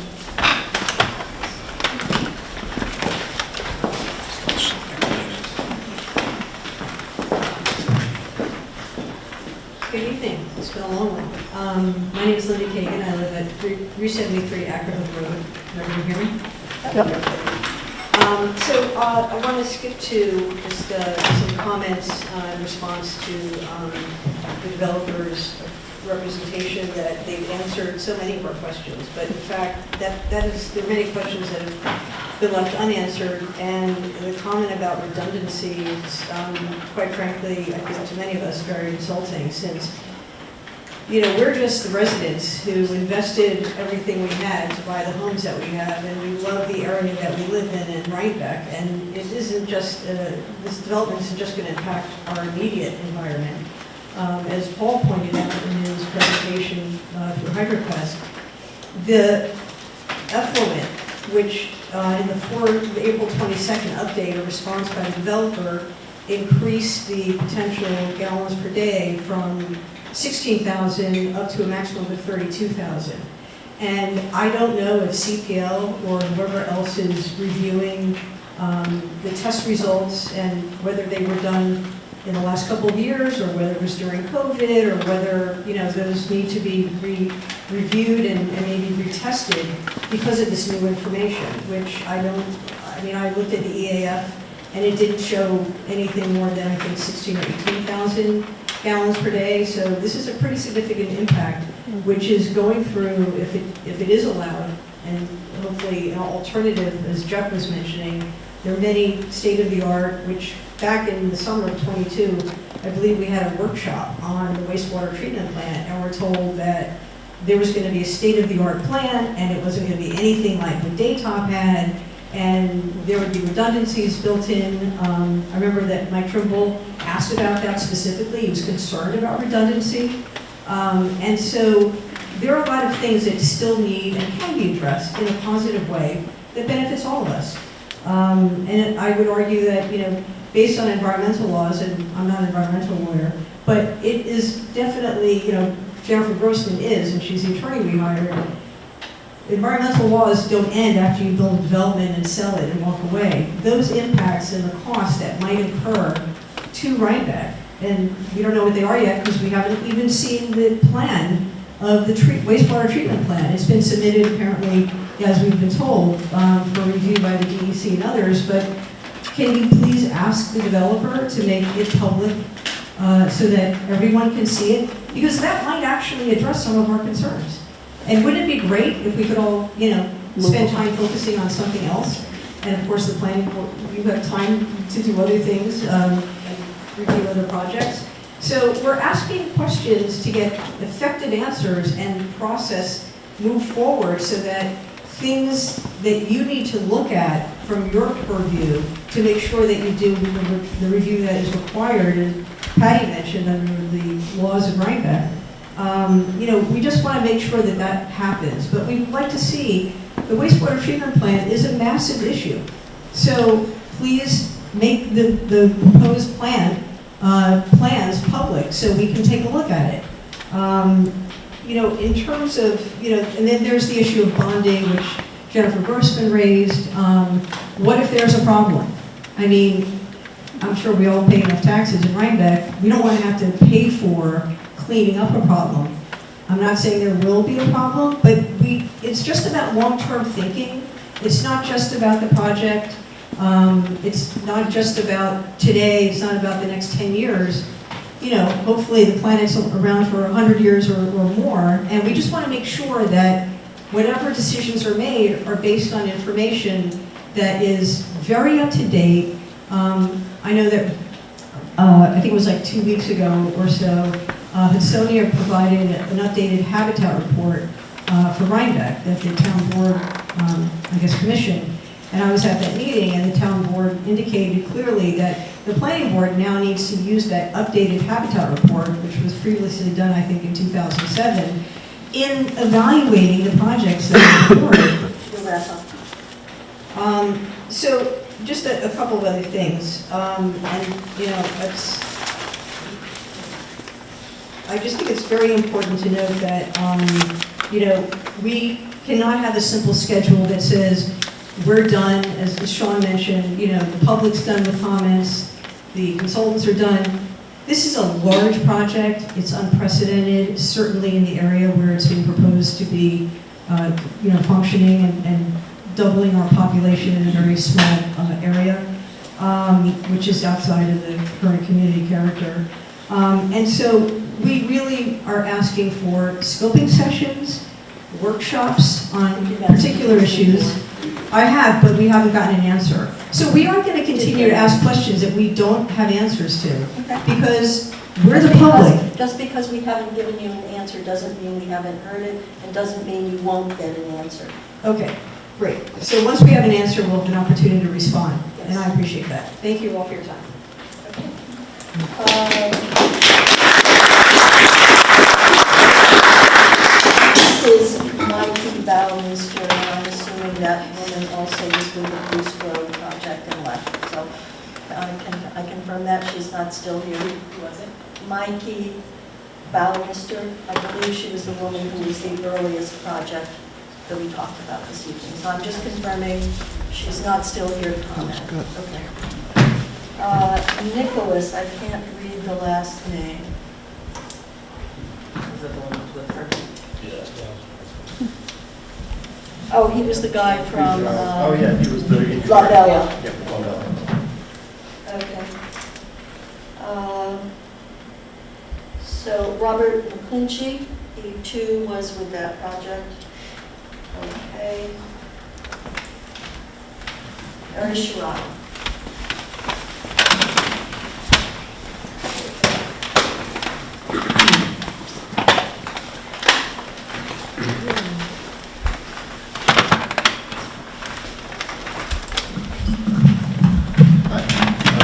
My name is Barry Sherrod.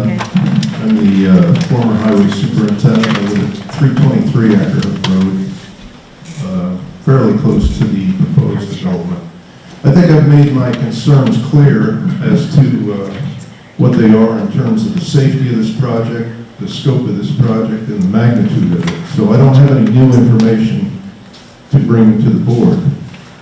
However, I am interested if any of you would like to meet with me and look at these safety concerns that I've addressed. I'm more than willing to do that. And I made that clear at the February meeting. And I still haven't heard from anyone. So I assume you are interested too in finding these things out. These aren't speculative issues by any means. These are public safety issues and they should be addressed.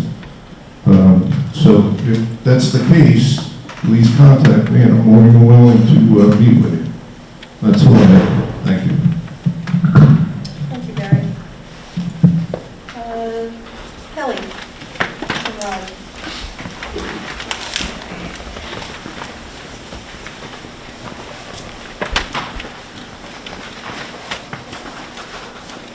My name is Kelly Sherrod, and I'm at 323 Ackerhook Road. I've been there for over 35 years. Those are some hard acts to follow. I'm not good at public speaking. First of all, I want to apologize to any of you on the board if I've offended any of you or made you think that we're wasting your time.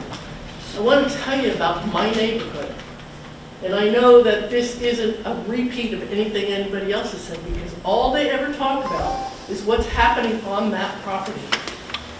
I live in an area where there's a 3-mile stretch that my husband and I walk on every day. And we see people riding bikes with their young children. We see people jogging with their young children. We see people riding bikes, riding their horse-drawn carriages. These are all things in my community, in my neighborhood.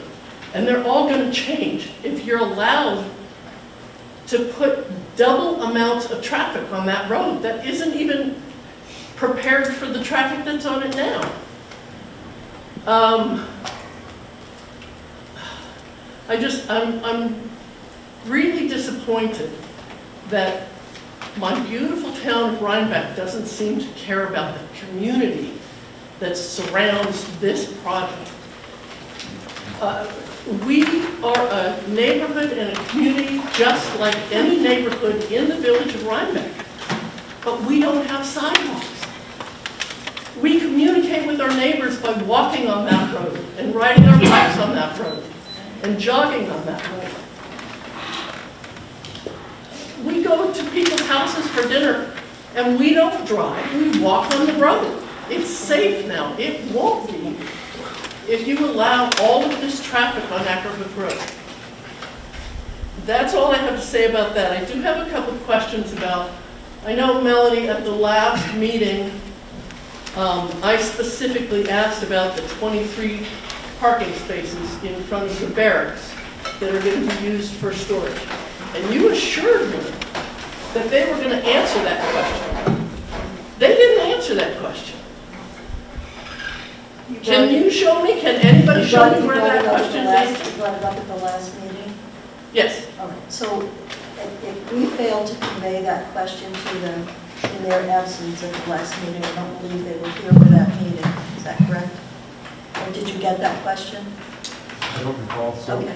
obviously we will answer it. All right.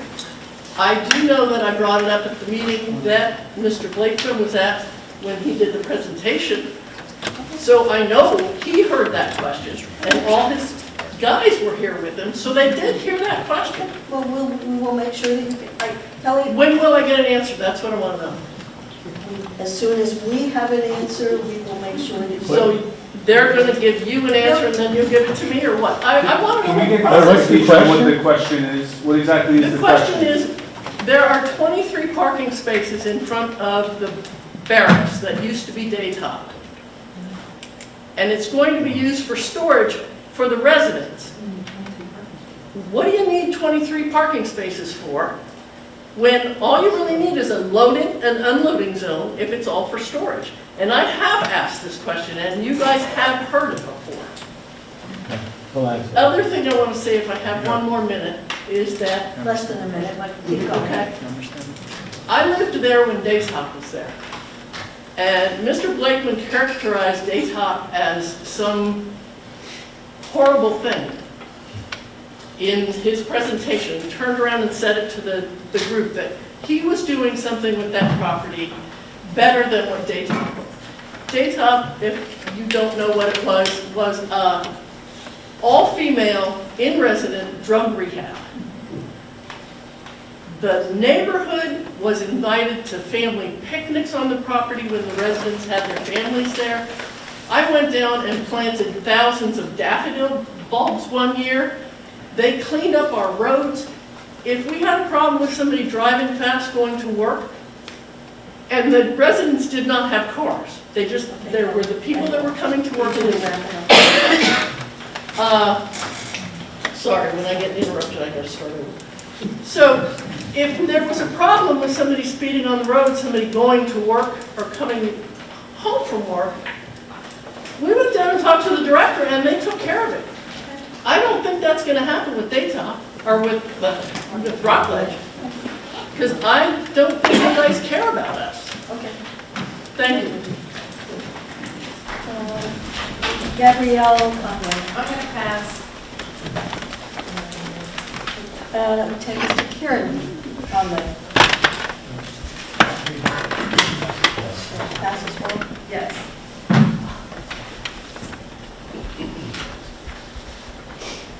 David Weiner.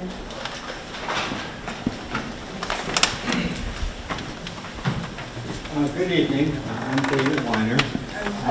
That's okay. The majority of people in Rhinebeck say my name is pronounced Weiner, so you can go ahead. I live at 306 Acre Hook Road, and I heard about 2.5 minutes of comments, but I can see we're getting people frustrated, so I'll try to cut it down to a minute and a half. I'm here tonight to review how the 300% increase in traffic that would be generated by the proposed Rockledge development requires you to issue a positive declaration that there's a potential for a significant adverse environmental impact. I have provided you with a series of memos about my concerns about the traffic studies. In fact, they don't address the fundamental issues of the non-vehicular uses of the road, which I won't repeat because you've heard it before from people. I also detailed for you many of the pinch points along the road. None of those issues, as far as I can see, were responded to by the developer. The other point that I've made in my memos is that, similar to points that have been made about the environmental review, you are required to look at traffic generated by other sources. The traffic studies do not do that.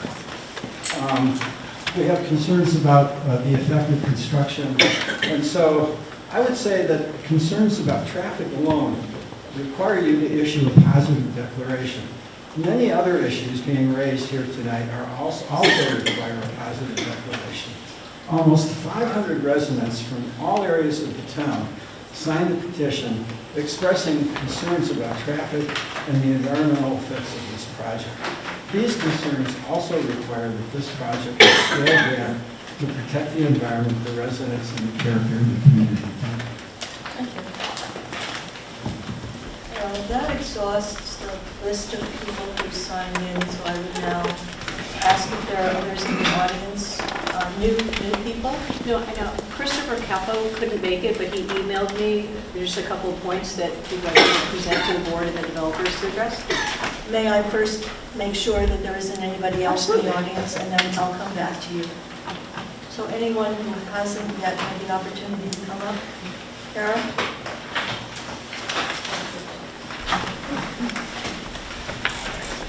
Kara Kimo, 467 Acrebrook Road.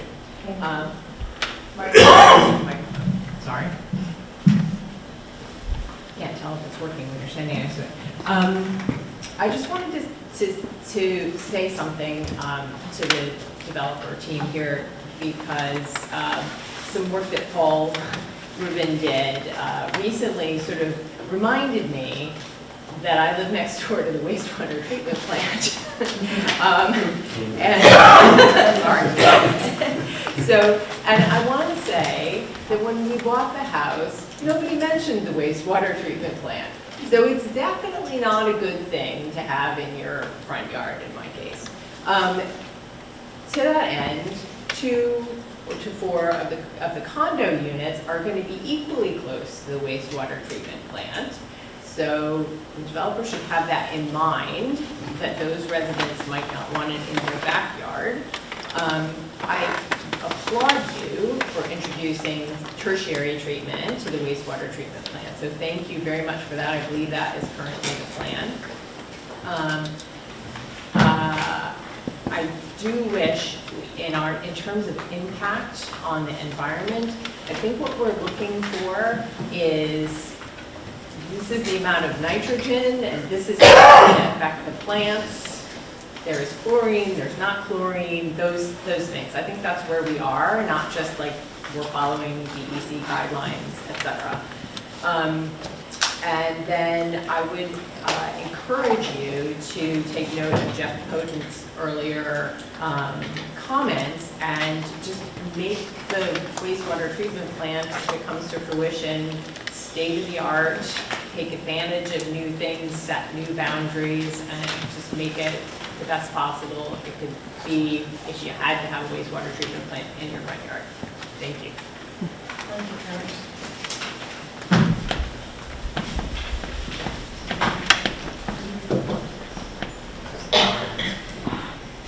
I believe you're making your way to the front? I am. This is from one of my neighbors I ran into while I was walking down Acrebrook Road. I'm Trish Kurzweis, I'm at 278 Acrebrook Road, and this is a letter to the board from Joanne Mataz, who lives at, I think, 6 Kipsbergen Road. And it's pretty much redundant, but I think she hasn't weighed in the past, so I'll just get back to Gretchen. Yeah. She shares a lot of the same concerns as many of our other neighbors, so we'll put her thumb on the scale. Thank you.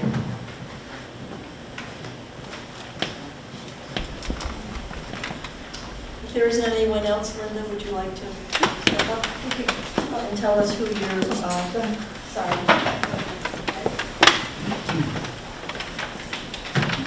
Kirsten Green, River Road. I looked on the Rockledge site and it said it would have minimal lighting or lighting to protect the night skies.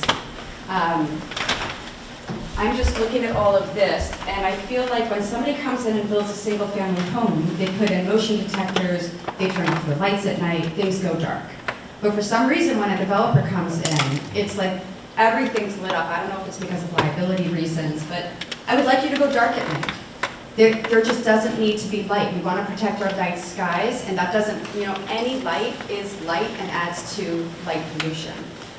I also was reading an article where, is this a property by Blackman? Is that correct? Yes. Okay. It was quoted that he said, properties get bought and sold and things are, properties get bought and sold and things get developed, and as long as you're in the proper zoning and all that, you should be able to do it. But am I not correct that this is not zoned for this? This is zoned for RC5, so he's actually negating his own statement, really. It doesn't have to be approved. It's asking for a variance.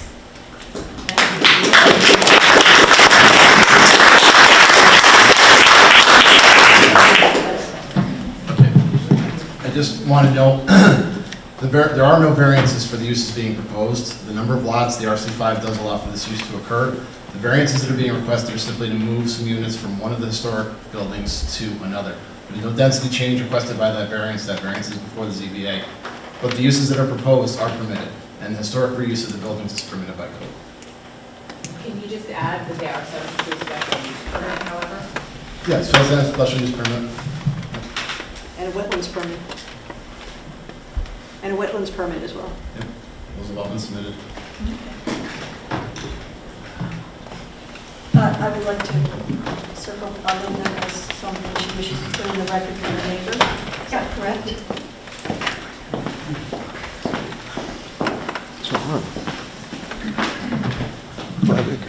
This is for Mr. Capo, CAPO. He's at 22 Kendon Lane. And his first name? Christopher. So he had a few questions that he has, or specific focus on both the garages that have been proposed as well as the number of windows and things like that. So he said he was surprised to hear that the garages would each require a vehicle lift to park 2 cars, and wonders if the town building inspector has weighed in on this. And has any research been done to determine any safety concerns or impact to emergency services from Rhinebeck due to every homeowner hoisting a 4,000-pound vehicle into the air in their garage? He was surprised whether or not there was a zoning issue that might get triggered by that. I think it would be good if you forwarded that and continued, but he should submit it in writing to Gretchen as his own letter. I mean, Actually, he has. So we already have it? But he's not gotten a response. So tonight is about asking questions that haven't been, addressed yet. So that's why I'm So standing it's here. already been received with file? Yes. Okay, thank you.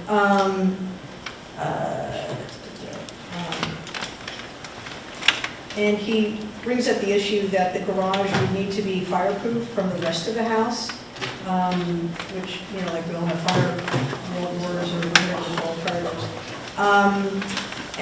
Because, in the event of a device collapsing or causing a fuel leakage from one or both vehicles parked on or under it.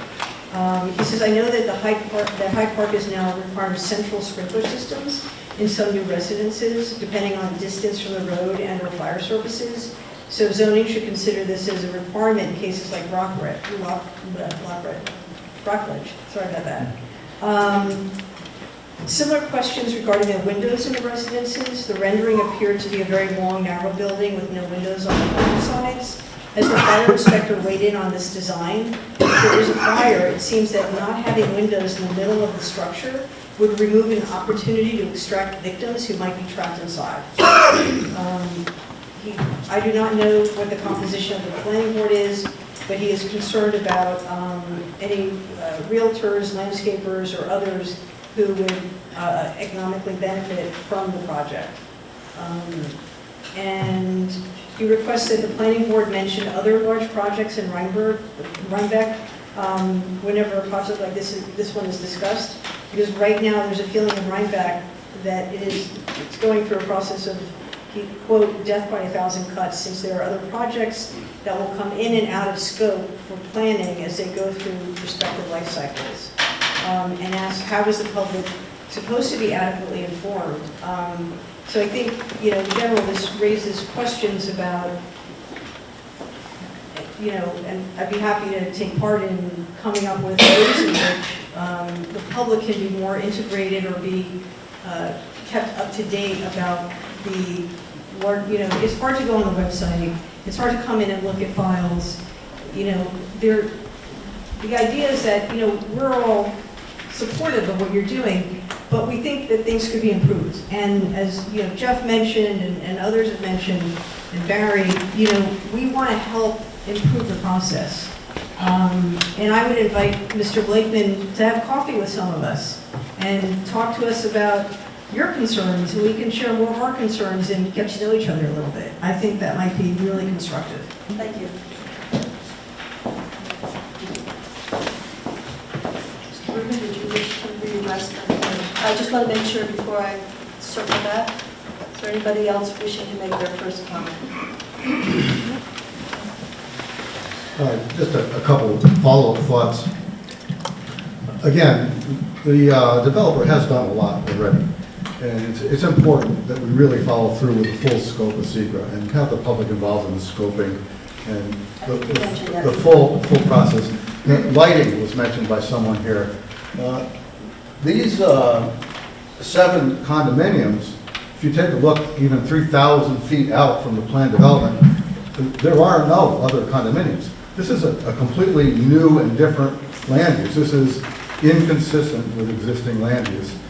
Lighting, in terms of the distance from the existing mansion outward to this road, this is about 3,200 feet of new road that would go in here.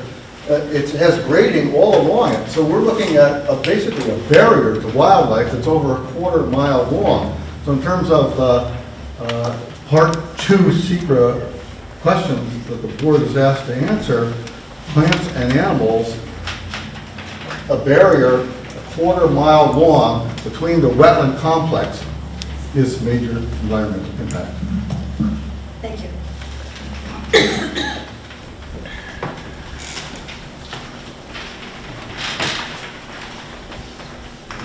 Anyone else?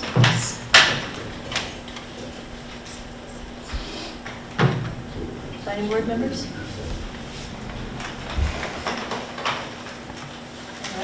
All right. Don, is there anything you'd like to add?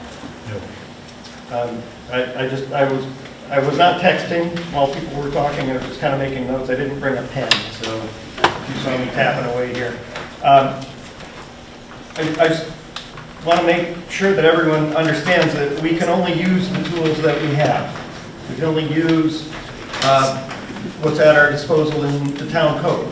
You know, we can't force the developer to do stuff that's not already written into law or part of the regulations that everyone is bound to follow. We can't just go up and make up rules and then insist that he follow them.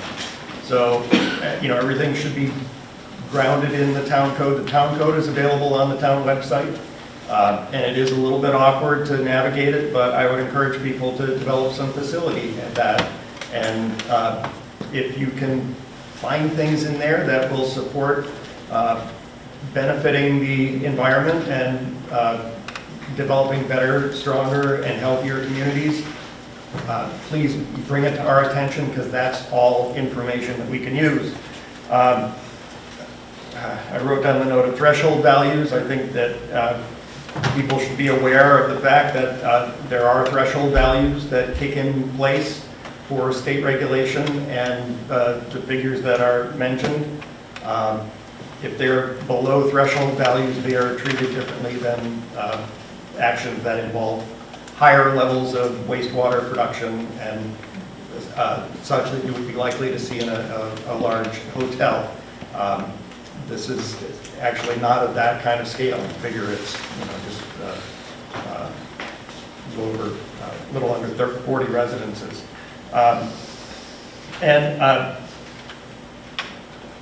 Public safety issues, and I think you folks. I've been driving home on the road in front of Rockledge for the past month and a half on pleasant days, and I've seen the charades out there on at least 3 occasions. I've waved to you folks.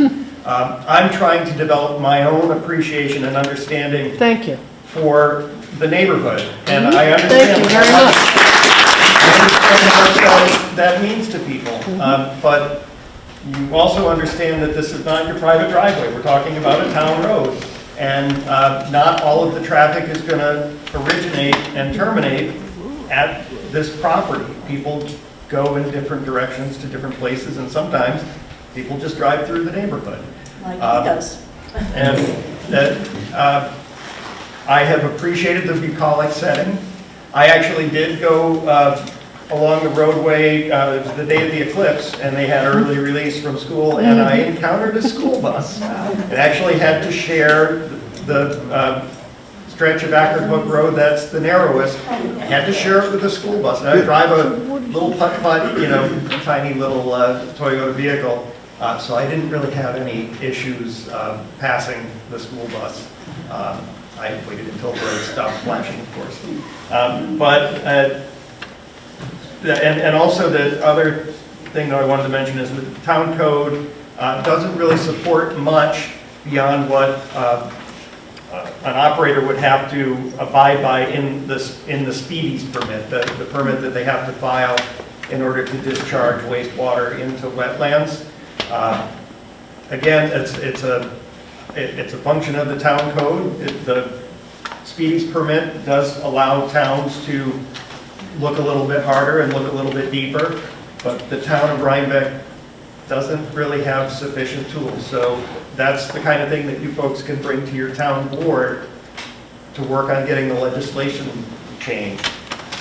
But that's not going to impact this permit, which was in place before any such action was taken. So that's my 2 cents for this. So thank you, everyone. Mark, is there anything you'd like for Sean to add at the end? Nothing to add. Nothing to add. If I could, just a point of clarification with respect to getting stuff over to CPL, is that going to be something that the board does, or would you like the applicant? We will. I made a note to myself that we have stated this evening that we're going to forward Mr. Ruben's report to CPL, and that we will be circulating the response document that your team created to CPL. Okay, thank you. So I guess I would next ask you whether you're looking to have this continued 1 month out, 2 months out, what is your preference here? So it seems that we need to amend or prepare.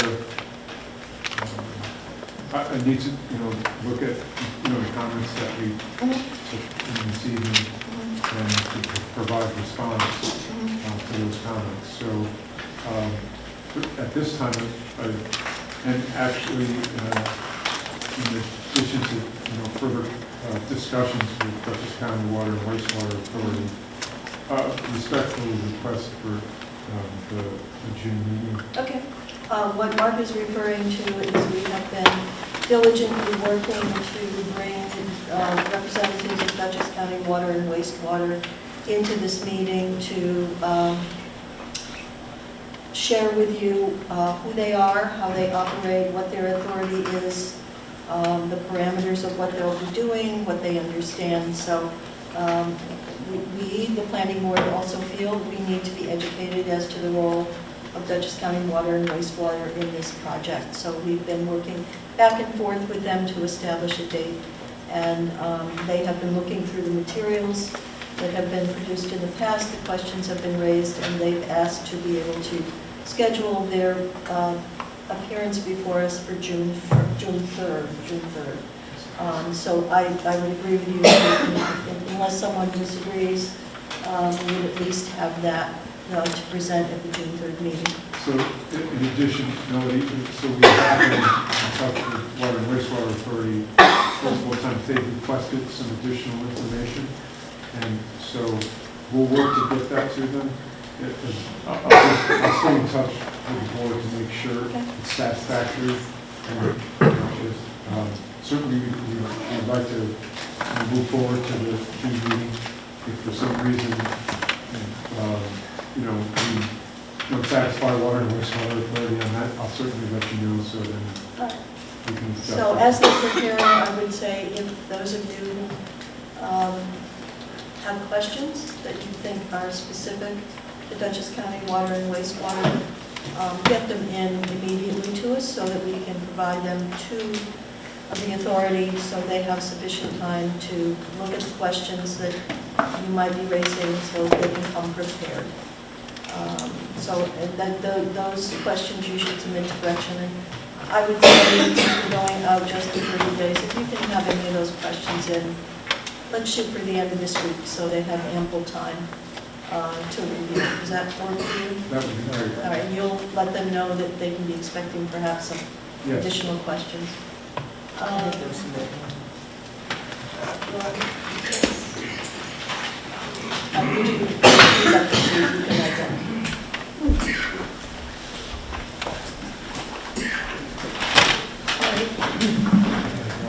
my name is Judy McMichael, and I live on 76 Ackerhook Road.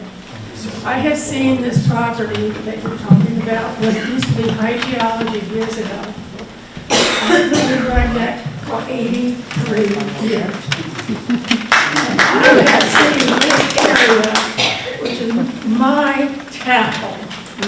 I had worked at Northern Dutchess for 38 and a half years as a nurse, and I loved this Rhinebeck.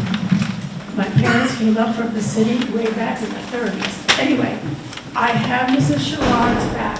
Where is she? There. Thank you. I tell you, my kids used to run along the road years ago. I used to play on the roads. The roads were dirt roads when I grew up, okay? And I'll tell you, I can't imagine, because I live in an area where there's two rock walls. You get two cars there and you squeeze through. When I even see the oil trucks come through there, I can imagine these 18-wheelers coming through there. They're going to take part of my property, and part of the property I grew up with was in next door. I grew across the south, and I bought the place across the road. I can't tell you how I love this country, this town, and I remember bike riding up and down that road. We never worried about cars and whatever. They go by there lickety-split. I have a curve in that road that those kids go by. Hidden Drive. No, they don't see it. Thank you. Thank you. Thank you very much. Peter, I can ask now for a motion to continue the public hearing until the meeting. Have that motion? Second by Sean. All those in favor? Aye. Opposed? Abstention? The motion carries. We still have work to do, so if you all wish to gather and speak, please go outside and close the doors so we can continue the meeting. Thank you for your attendance. Thank you for your interest. Mr. Kessler, thank you very much. Okay,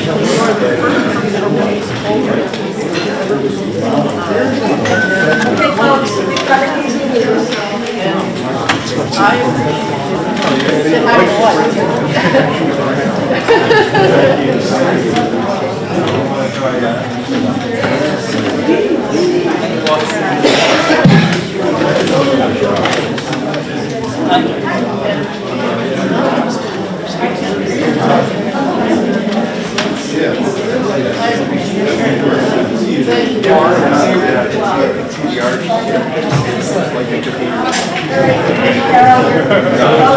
Folks, I'm going to please ask you. I was very curious about that, but it was a song.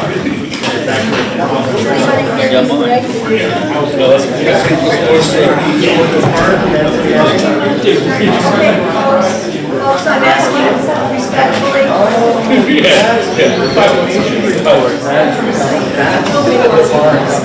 You're a big guy.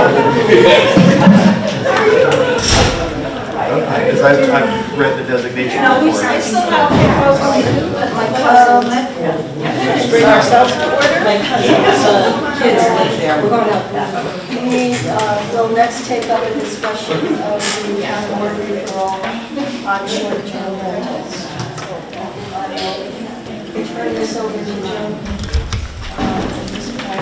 Well, we'll get some comments from people and prepared and wrapped up.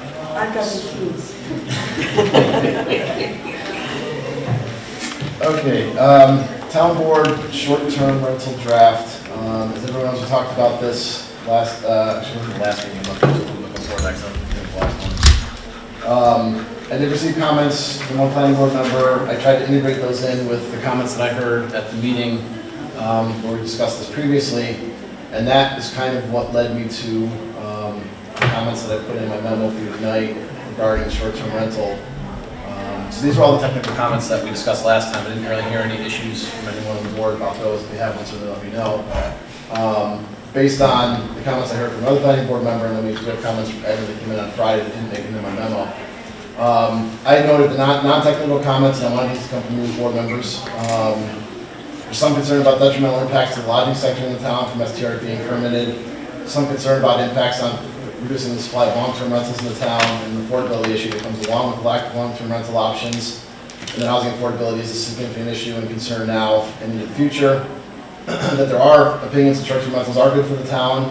Some other members are concerned about their prevalence and potential impacts.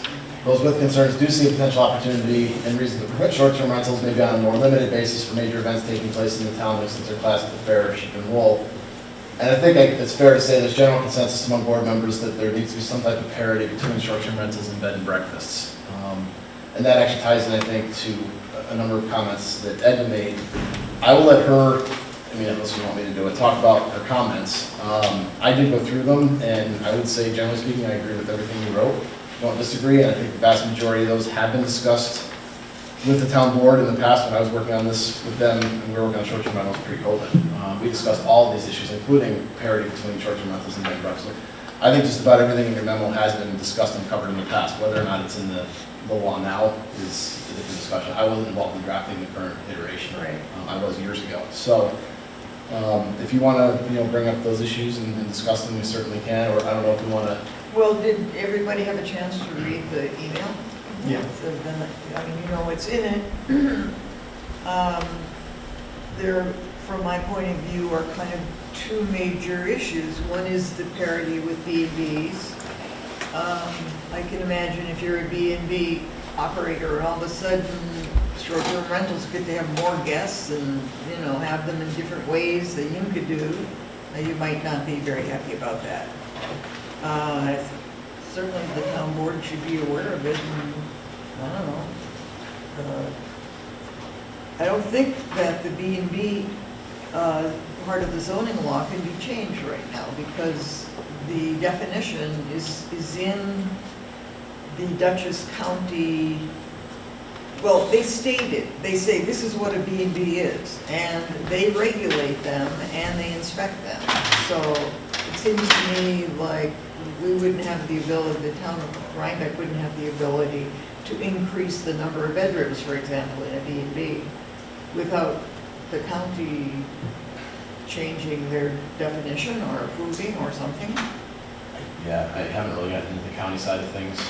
Certainly for us, for any parity issues, the town would have to change the zoning code as it's written now to discuss the bed and breakfast. How that then conflicts with the county, inspection issues and their side of things would have to be something else we looked at. Right. I never looked at that. So maybe that would be a question that would be included in what goes to the town board, that we see that there is a parity issue that gives an advantage to short-term rentals. And it's unclear whether Rhinebeck can change their B&B law without county approval. And then the other big issue to me was this whole issue of who ought to be permitting, who ought to be, reviewing and approving short-term rentals. And it worries me that we might set a precedent where some, a certain form of a home occupation is not going to be reviewed and approved by the planning board. I think also it does deny the public an important right to know ahead of time that somebody has applied, to see applications before they're approved, and then to speak at a public hearing.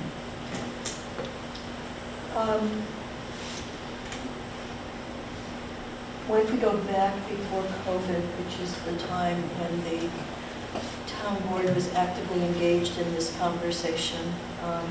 they took it up again recently, but it had been pretty much put on the back burner with the onset of COVID, as was all of the other zoning-related questions and definitions that we were compiling. I can tell you I've asked and shared with my liaison with the planning board the list of things that we were reviewing back in 2020, including all of the definitions that were rising to the top that needed to be looked at, or new definitions put in.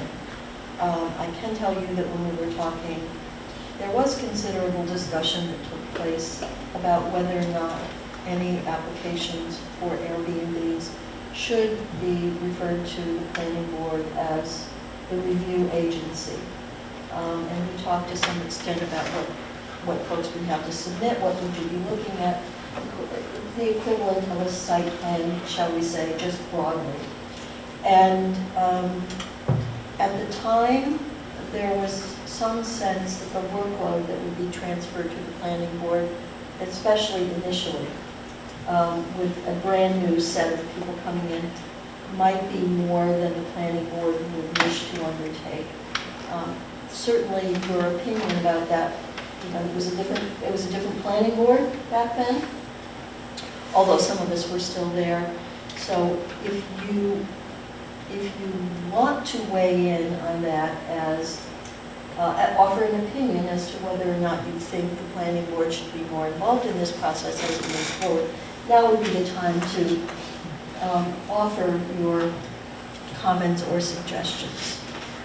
I don't know how it works in other communities. I believe they go, John, do you know how it works in the village? Do they go before the planning board there? I know the village is limited in the number that they allow.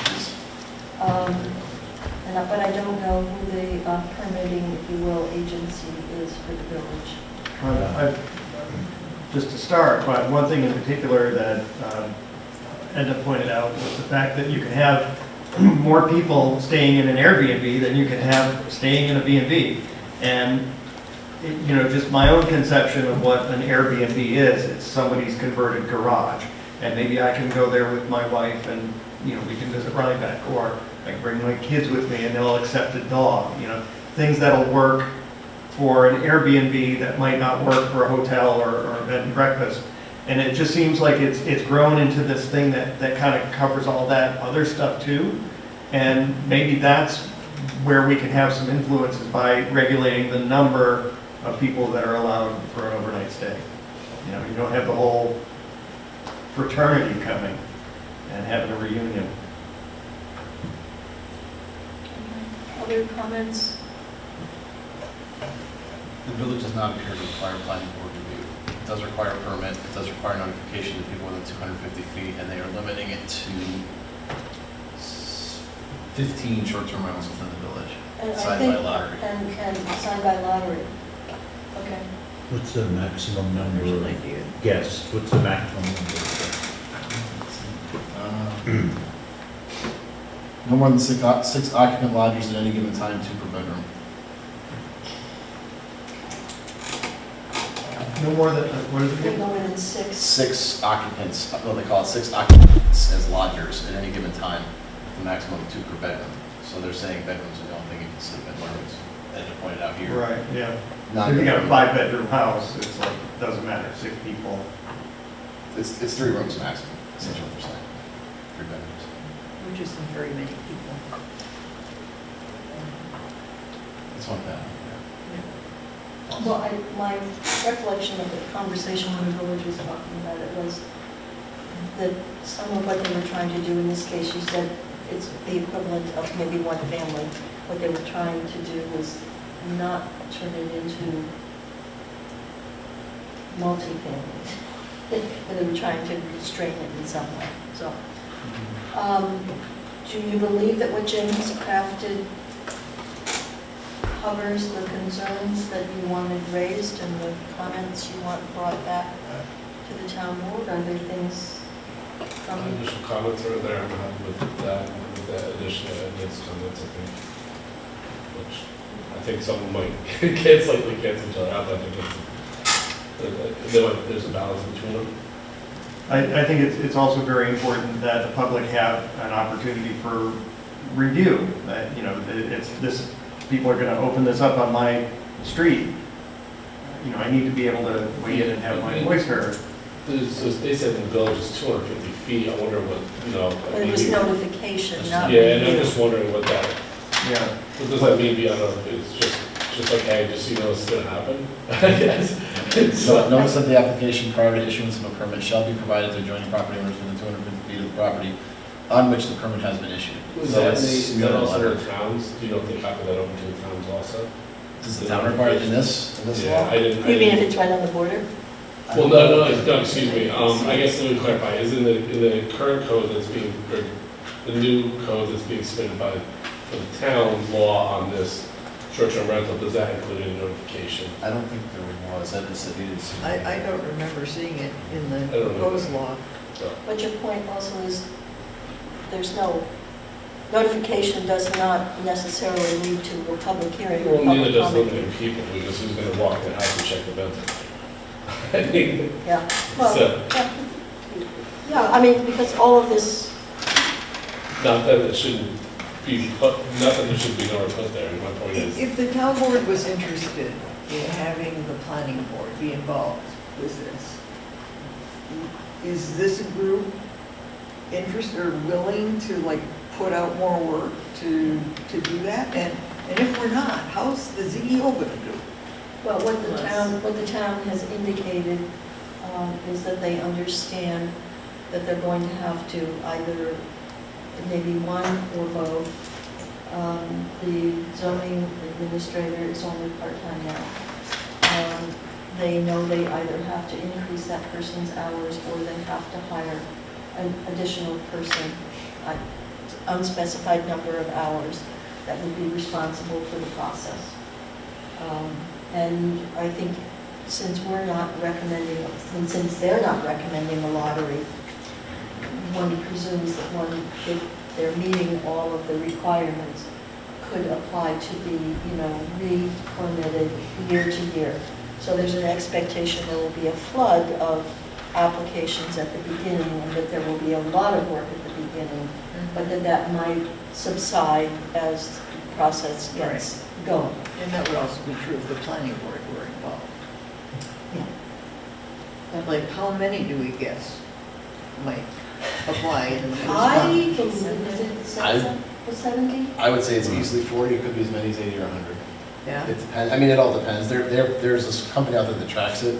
I haven't seen the stats lately, I but haven't I think seen it's this. easily, 50 to 75. Do we want, Right now. does Rhinebeck want that many? It's all right here, but yeah, that's. The last time I looked at the stats, interestingly enough, there was a disproportionately high number of them in the town of Clinton. So it's very, Right. you would be terribly surprised by the stats. I believe in the past when I looked at it, that maybe the highest was in Beacon. That doesn't surprise me because of its location and the infrastructure that's there in terms of availability of units. I don't know, I haven't looked at them recently, but they're able to track who's advertising as, and I've seen statistics in the past that would indicate that it could be easily 60 to 70 operating at any given moment in the town of Rhinebeck. So, Dutchess County tracks, and they give the information by town. yeah, well, they hire a company. Yeah, They exactly. don't track it, but it is tracked through county planning. I mean, they have the contract, I believe, that tracks it and provides the data to the communities that join in the effort. I think there you can pay a fee to participate in this. I thought Rhinebeck was, I think we're part of the agreement. whatever I the think we're agreement part is. of the agreement, but I can't, I shouldn't say that with certainty. I know it didn't discuss, but I don't think so. Now, does the village permit them, or they're just considering permitting? Oh, Oh, no, the law's on the books. Laws on the books. But that's It's been recent? on last year. no, I think it's a couple years ago. I think I was before COVID. And I mean, it's all anecdotal information, but I haven't been hearing 2019. 2019. Yeah, yeah. 2019. I haven't been hearing on the street. Well, the number of units that they're allowing is so small that it's not surprising that the program hasn't made a splash. Right. Are we, And I don't know what's happened in the village, you know, I don't know if they're looking at, you know, legal versus illegal short-term rentals also. There's an owner unoccupied as well, with the 12, so. A quick question, is there a way to do it as a referral to the planning board instead of a full review by the planning board? And there's still no public hearing. There wouldn't be a public hearing, but there would be a public discussion, just like a sign That would be on permit. the It would be like a sign agenda. permit. You could send out, I mean, you could require them to send out then a notice just stating that it's going to be on as a referral. I mean, they'd Well, still be we required to could- send out the noticing to let them know that's going to be there. Or maybe once they get the permit, they send a letter out. Could also list it on the agenda, so everyone would know every agenda, you can look and see what's up with the name and address. Just a thought, so it's not as much, but it's still being reviewed.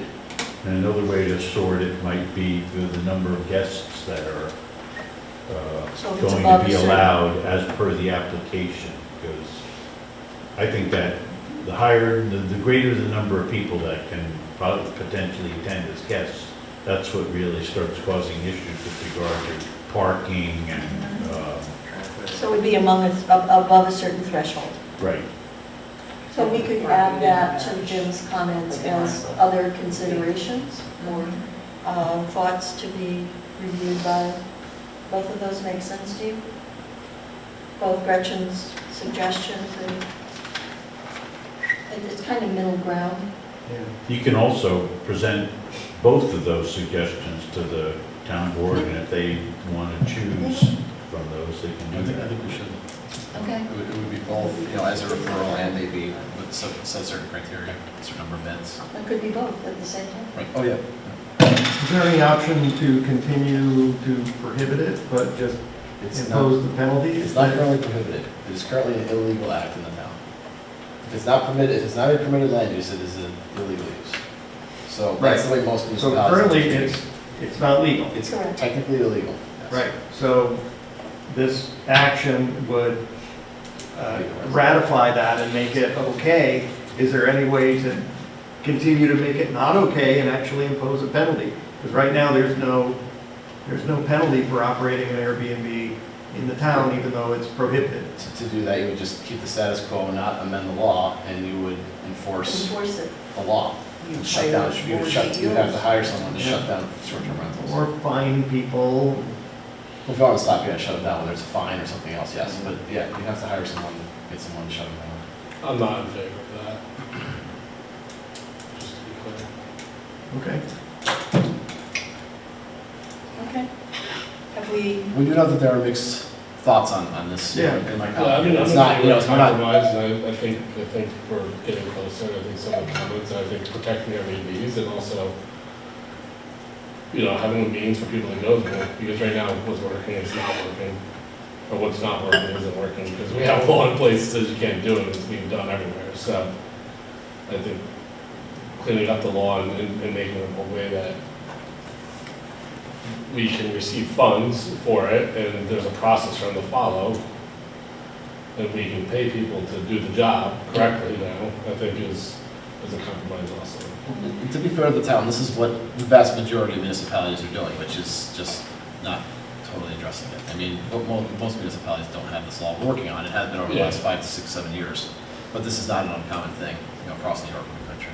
No, and it's just something that's. Not having it permitted, but it just kind of happens. Yeah.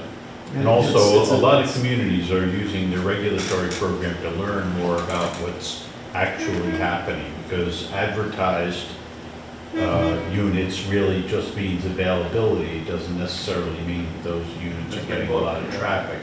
And a regulatory program can end up really giving you hard numbers with regard to, you know, there still may be some illegal activity, but you're gonna have a much more definitive number about how many active units you actually have. And the review processes can also flesh out what the issues are. So you can make adjustments in your regulatory program as you go along. We've seen lots of communities where changes are being made as they implement the program. Well, that's what I was gonna say, that, you know, a lot of municipalities have changed, I think like Placid has been a case study of what's going on, I think they've changed the law a couple times, but there's a lot of lawsuits out there, there's some federal cases now, they're down in the southern part of the country, don't directly impact us yet, but I think as some of these cases start to happen, they will be looking, everyone's gonna have to look at amending their short-term rental law to just address, you know, case law as it comes forward. So this is the start. I think this will probably be amended periodically as new case law comes about, which I think is going to happen regularly, because this is a hot button issue in a lot of places, especially where you have very high density housing. It's a really and big also issue. where you have affordable housing issues.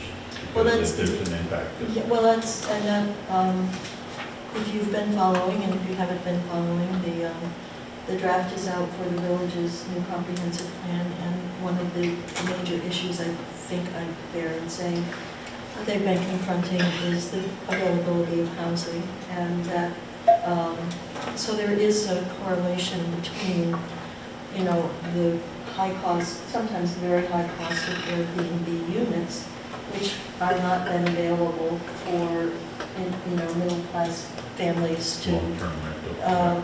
rent for on a long-term basis, because you can get much higher revenue using the buildings at less than you would with families living there. So there's a relationship there in a community to trying to ensure that you have housing stock that is available to people who want to stay there and live there. So, you know, it's not really right there on the surface, but it is one of the, I think, issues that always comes up. You see major cities, Paris and New York City, that have looked at this because they find, you know, it's just so much more attractive to rent it less times at a higher rate and get as much money as you would, but it forces other people out in terms of housing stock. So. Yeah, and there's a new battleground that's opening up on this. I can't remember what state and community's in, but where they're outlawing or making an attempt to outlaw short-term rental ownership by large corporations, because that's something else that's gone on, where there are companies now where their whole business model is just buying up residential property and renting it out for short-term rental purposes. And it drives up both rental costs and purchase costs. When you take those off the market and turn them into short-term rentals, it starts driving up the price of that as well. So it's not just rentals, it's also. There's a little mustard-colored ranch house next to the Masonic Hall here on Platte, and I've got a for rent sign in front of it. I looked it up, $4,000 a month. Oh. And it's owned by an LLC. So, you know, there's a monthly rental, and it's a modest house, but even that market is so distorted. You know, even the long-term rental market is pricing people out.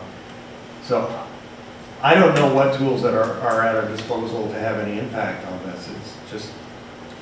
You need more housing. I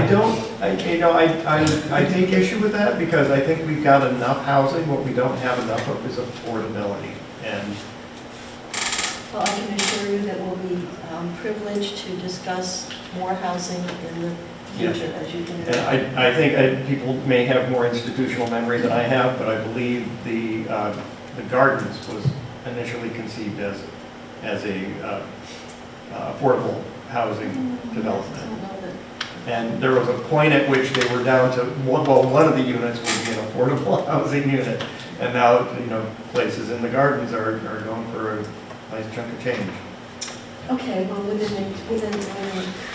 renewed effort to have us out of here by 9, is there anything else that you would add to what Jim has drafted for us, with the addition of the couple of things we talked about at the end?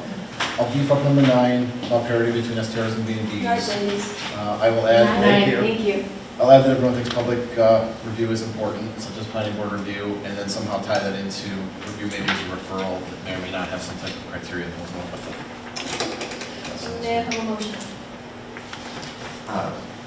Someone, please? Move to forward Jim's notes With a couple additions. with the additions to the town board. Okay, second? Second. All those in favor? Aye. Opposed? Abstentions? Thank you. And the last ZBA referral this evening is case 1059 Tim Nelson and Sandra Spilkey. Is that the way it's pronounced? So, one more second. Sorry. And my crazy computer issues. I was going to say, it's time to get a new computer. Just got this one. I've only had it a year.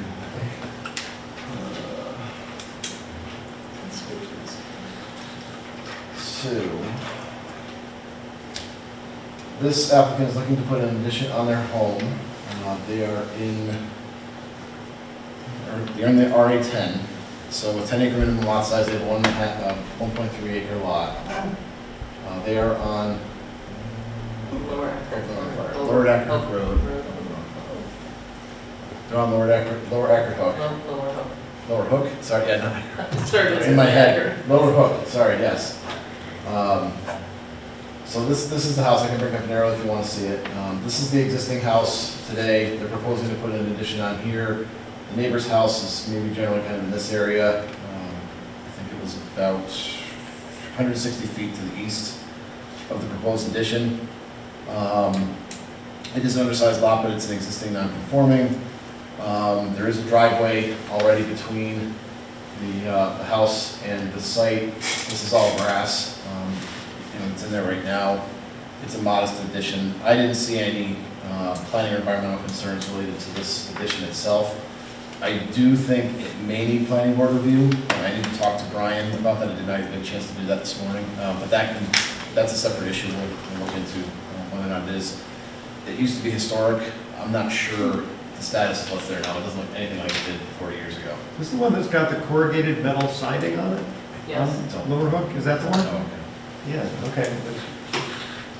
So I need to talk to him about that, but that's a separate issue. In terms of the variance itself, it is coming a little bit closer to the side yard. It is an undersized lot, but it's 160 feet roughly away from the adjacent neighbor. They're going to make it look like the existing, sorry, there we go, the existing, side.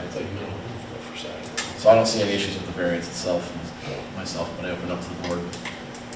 Any comments, concerns? It's historic, it's concerning. Covered in metal roofing. Yeah, Um, but I'm assuming that's, Other than that, This is one of those issues where it gets a little interesting, right? Because the variance itself, I don't think raises any issues, but an addition on the side might. But it's kind of one of those things where it's but it's cart and a historic. horse. It's listed as historic, but it looks nothing like it did 30 years ago on the Oh, aerial. one of those again. So, I mean, like nothing like it did. So, very modern. I can. Yeah, it looks like it was built in the 1980s. And Well, that's what it says. got on a parcel- low pitch roof. And that's what it says on parcel access. I think it was 83 maybe, if I remember correctly. Let me bring it up. Was it built in 83 or changed? That's what parcel access is. It looks like it was built in 83. I would totally go along with that. Which is why I think whatever was there may have been completely torn down in the 80s or Maybe, 90s yeah. and brought back. Maybe they did one of those things, they propped up the roof and demolished the walls and built new walls and then demolished the roof. Put a new roof on it, it's like, same house. Yeah, that's not right. Okay, so this image is not actually right. I'll show you here. This is what Google Maps is showing in 2012. No, that's not the house I was thinking of. Correct. That's not the house. If you zoom out, that's the house. Yeah. Oh my gosh. So something changed in the last 10 to 15 years. And I don't think what we see here is left. So again, you have to look into it, Brian. Maybe in front of it. Maybe, but. Yeah, maybe even just the- one even of the the- roof yeah. line, if that is, this would be it here. Yeah. But Oh, it right. seems like it's a whole lot closer to the front. Oh, all right, well, it's in between zoning people, maybe. So I don't know, John, I mean, you sit with the ZB, I don't want to put you on the spot, but if you have any thoughts on this one, if you know what's kind of going on. I don't, you know. How many square feet are they adding? Like Some 100 modest, or? 140 square feet. 140 square feet. I mean, the ZBA is just gonna be looking at the variance issue. Right. Oh no, 20 by 21, so. 400, give or take. Is this where this is going to be a garage? Art studio? They were trying to Look balance at the out. parcel access, this is what it shows. Yeah. If you go down to the historic aerials, this is what I did the other day.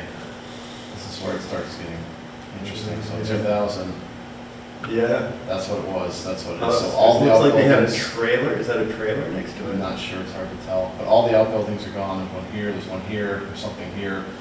The historic record states a garage that was historic, not necessarily the house itself, so it's a little off. Okay. But the historic records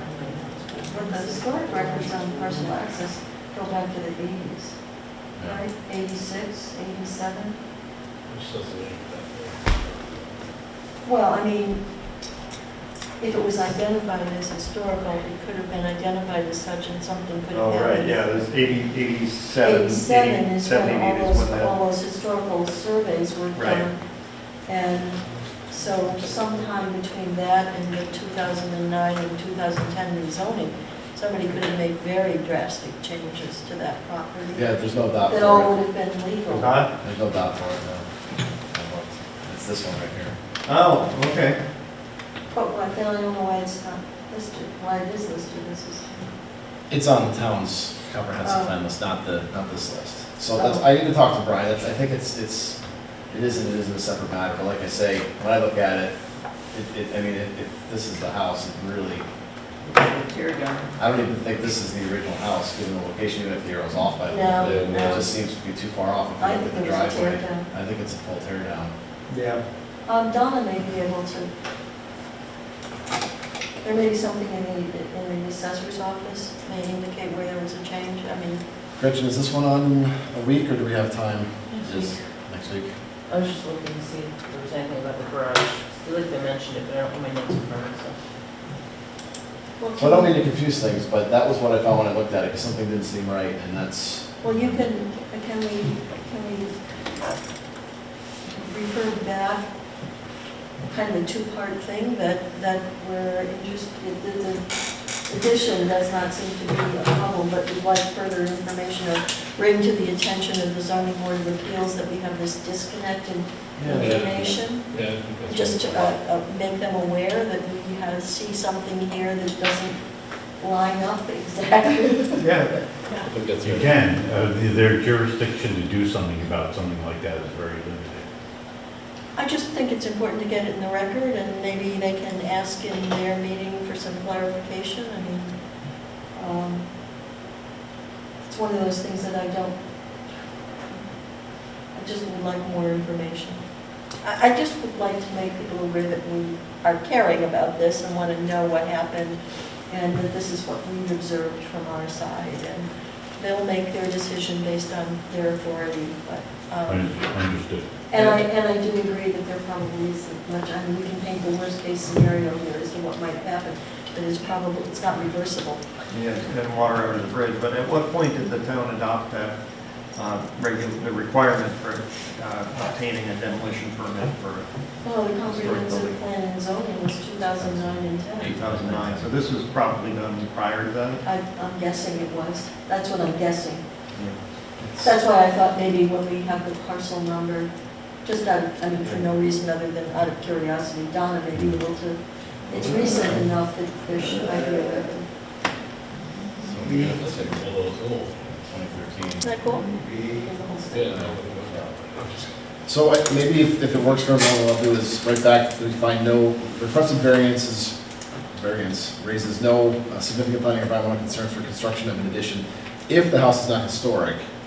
However, if it is historic, we're concerned about the addition, we just need to identify more information before a decision is made or something to that effect. Okay. I'll work it up a little. Works for me. Should we do a due diligence, right? Should we do a due diligence? May I have a motion? So, Second. All those in favor? Opposed? Is there anybody from the public wishing to comment? Now's your time to chime in, Lenny. Yeah. Speak now or I think the time is Gordon, I would encourage People someone to for a offer long the motion day in to here. adjourn. So, Thank you, second, all those in favor?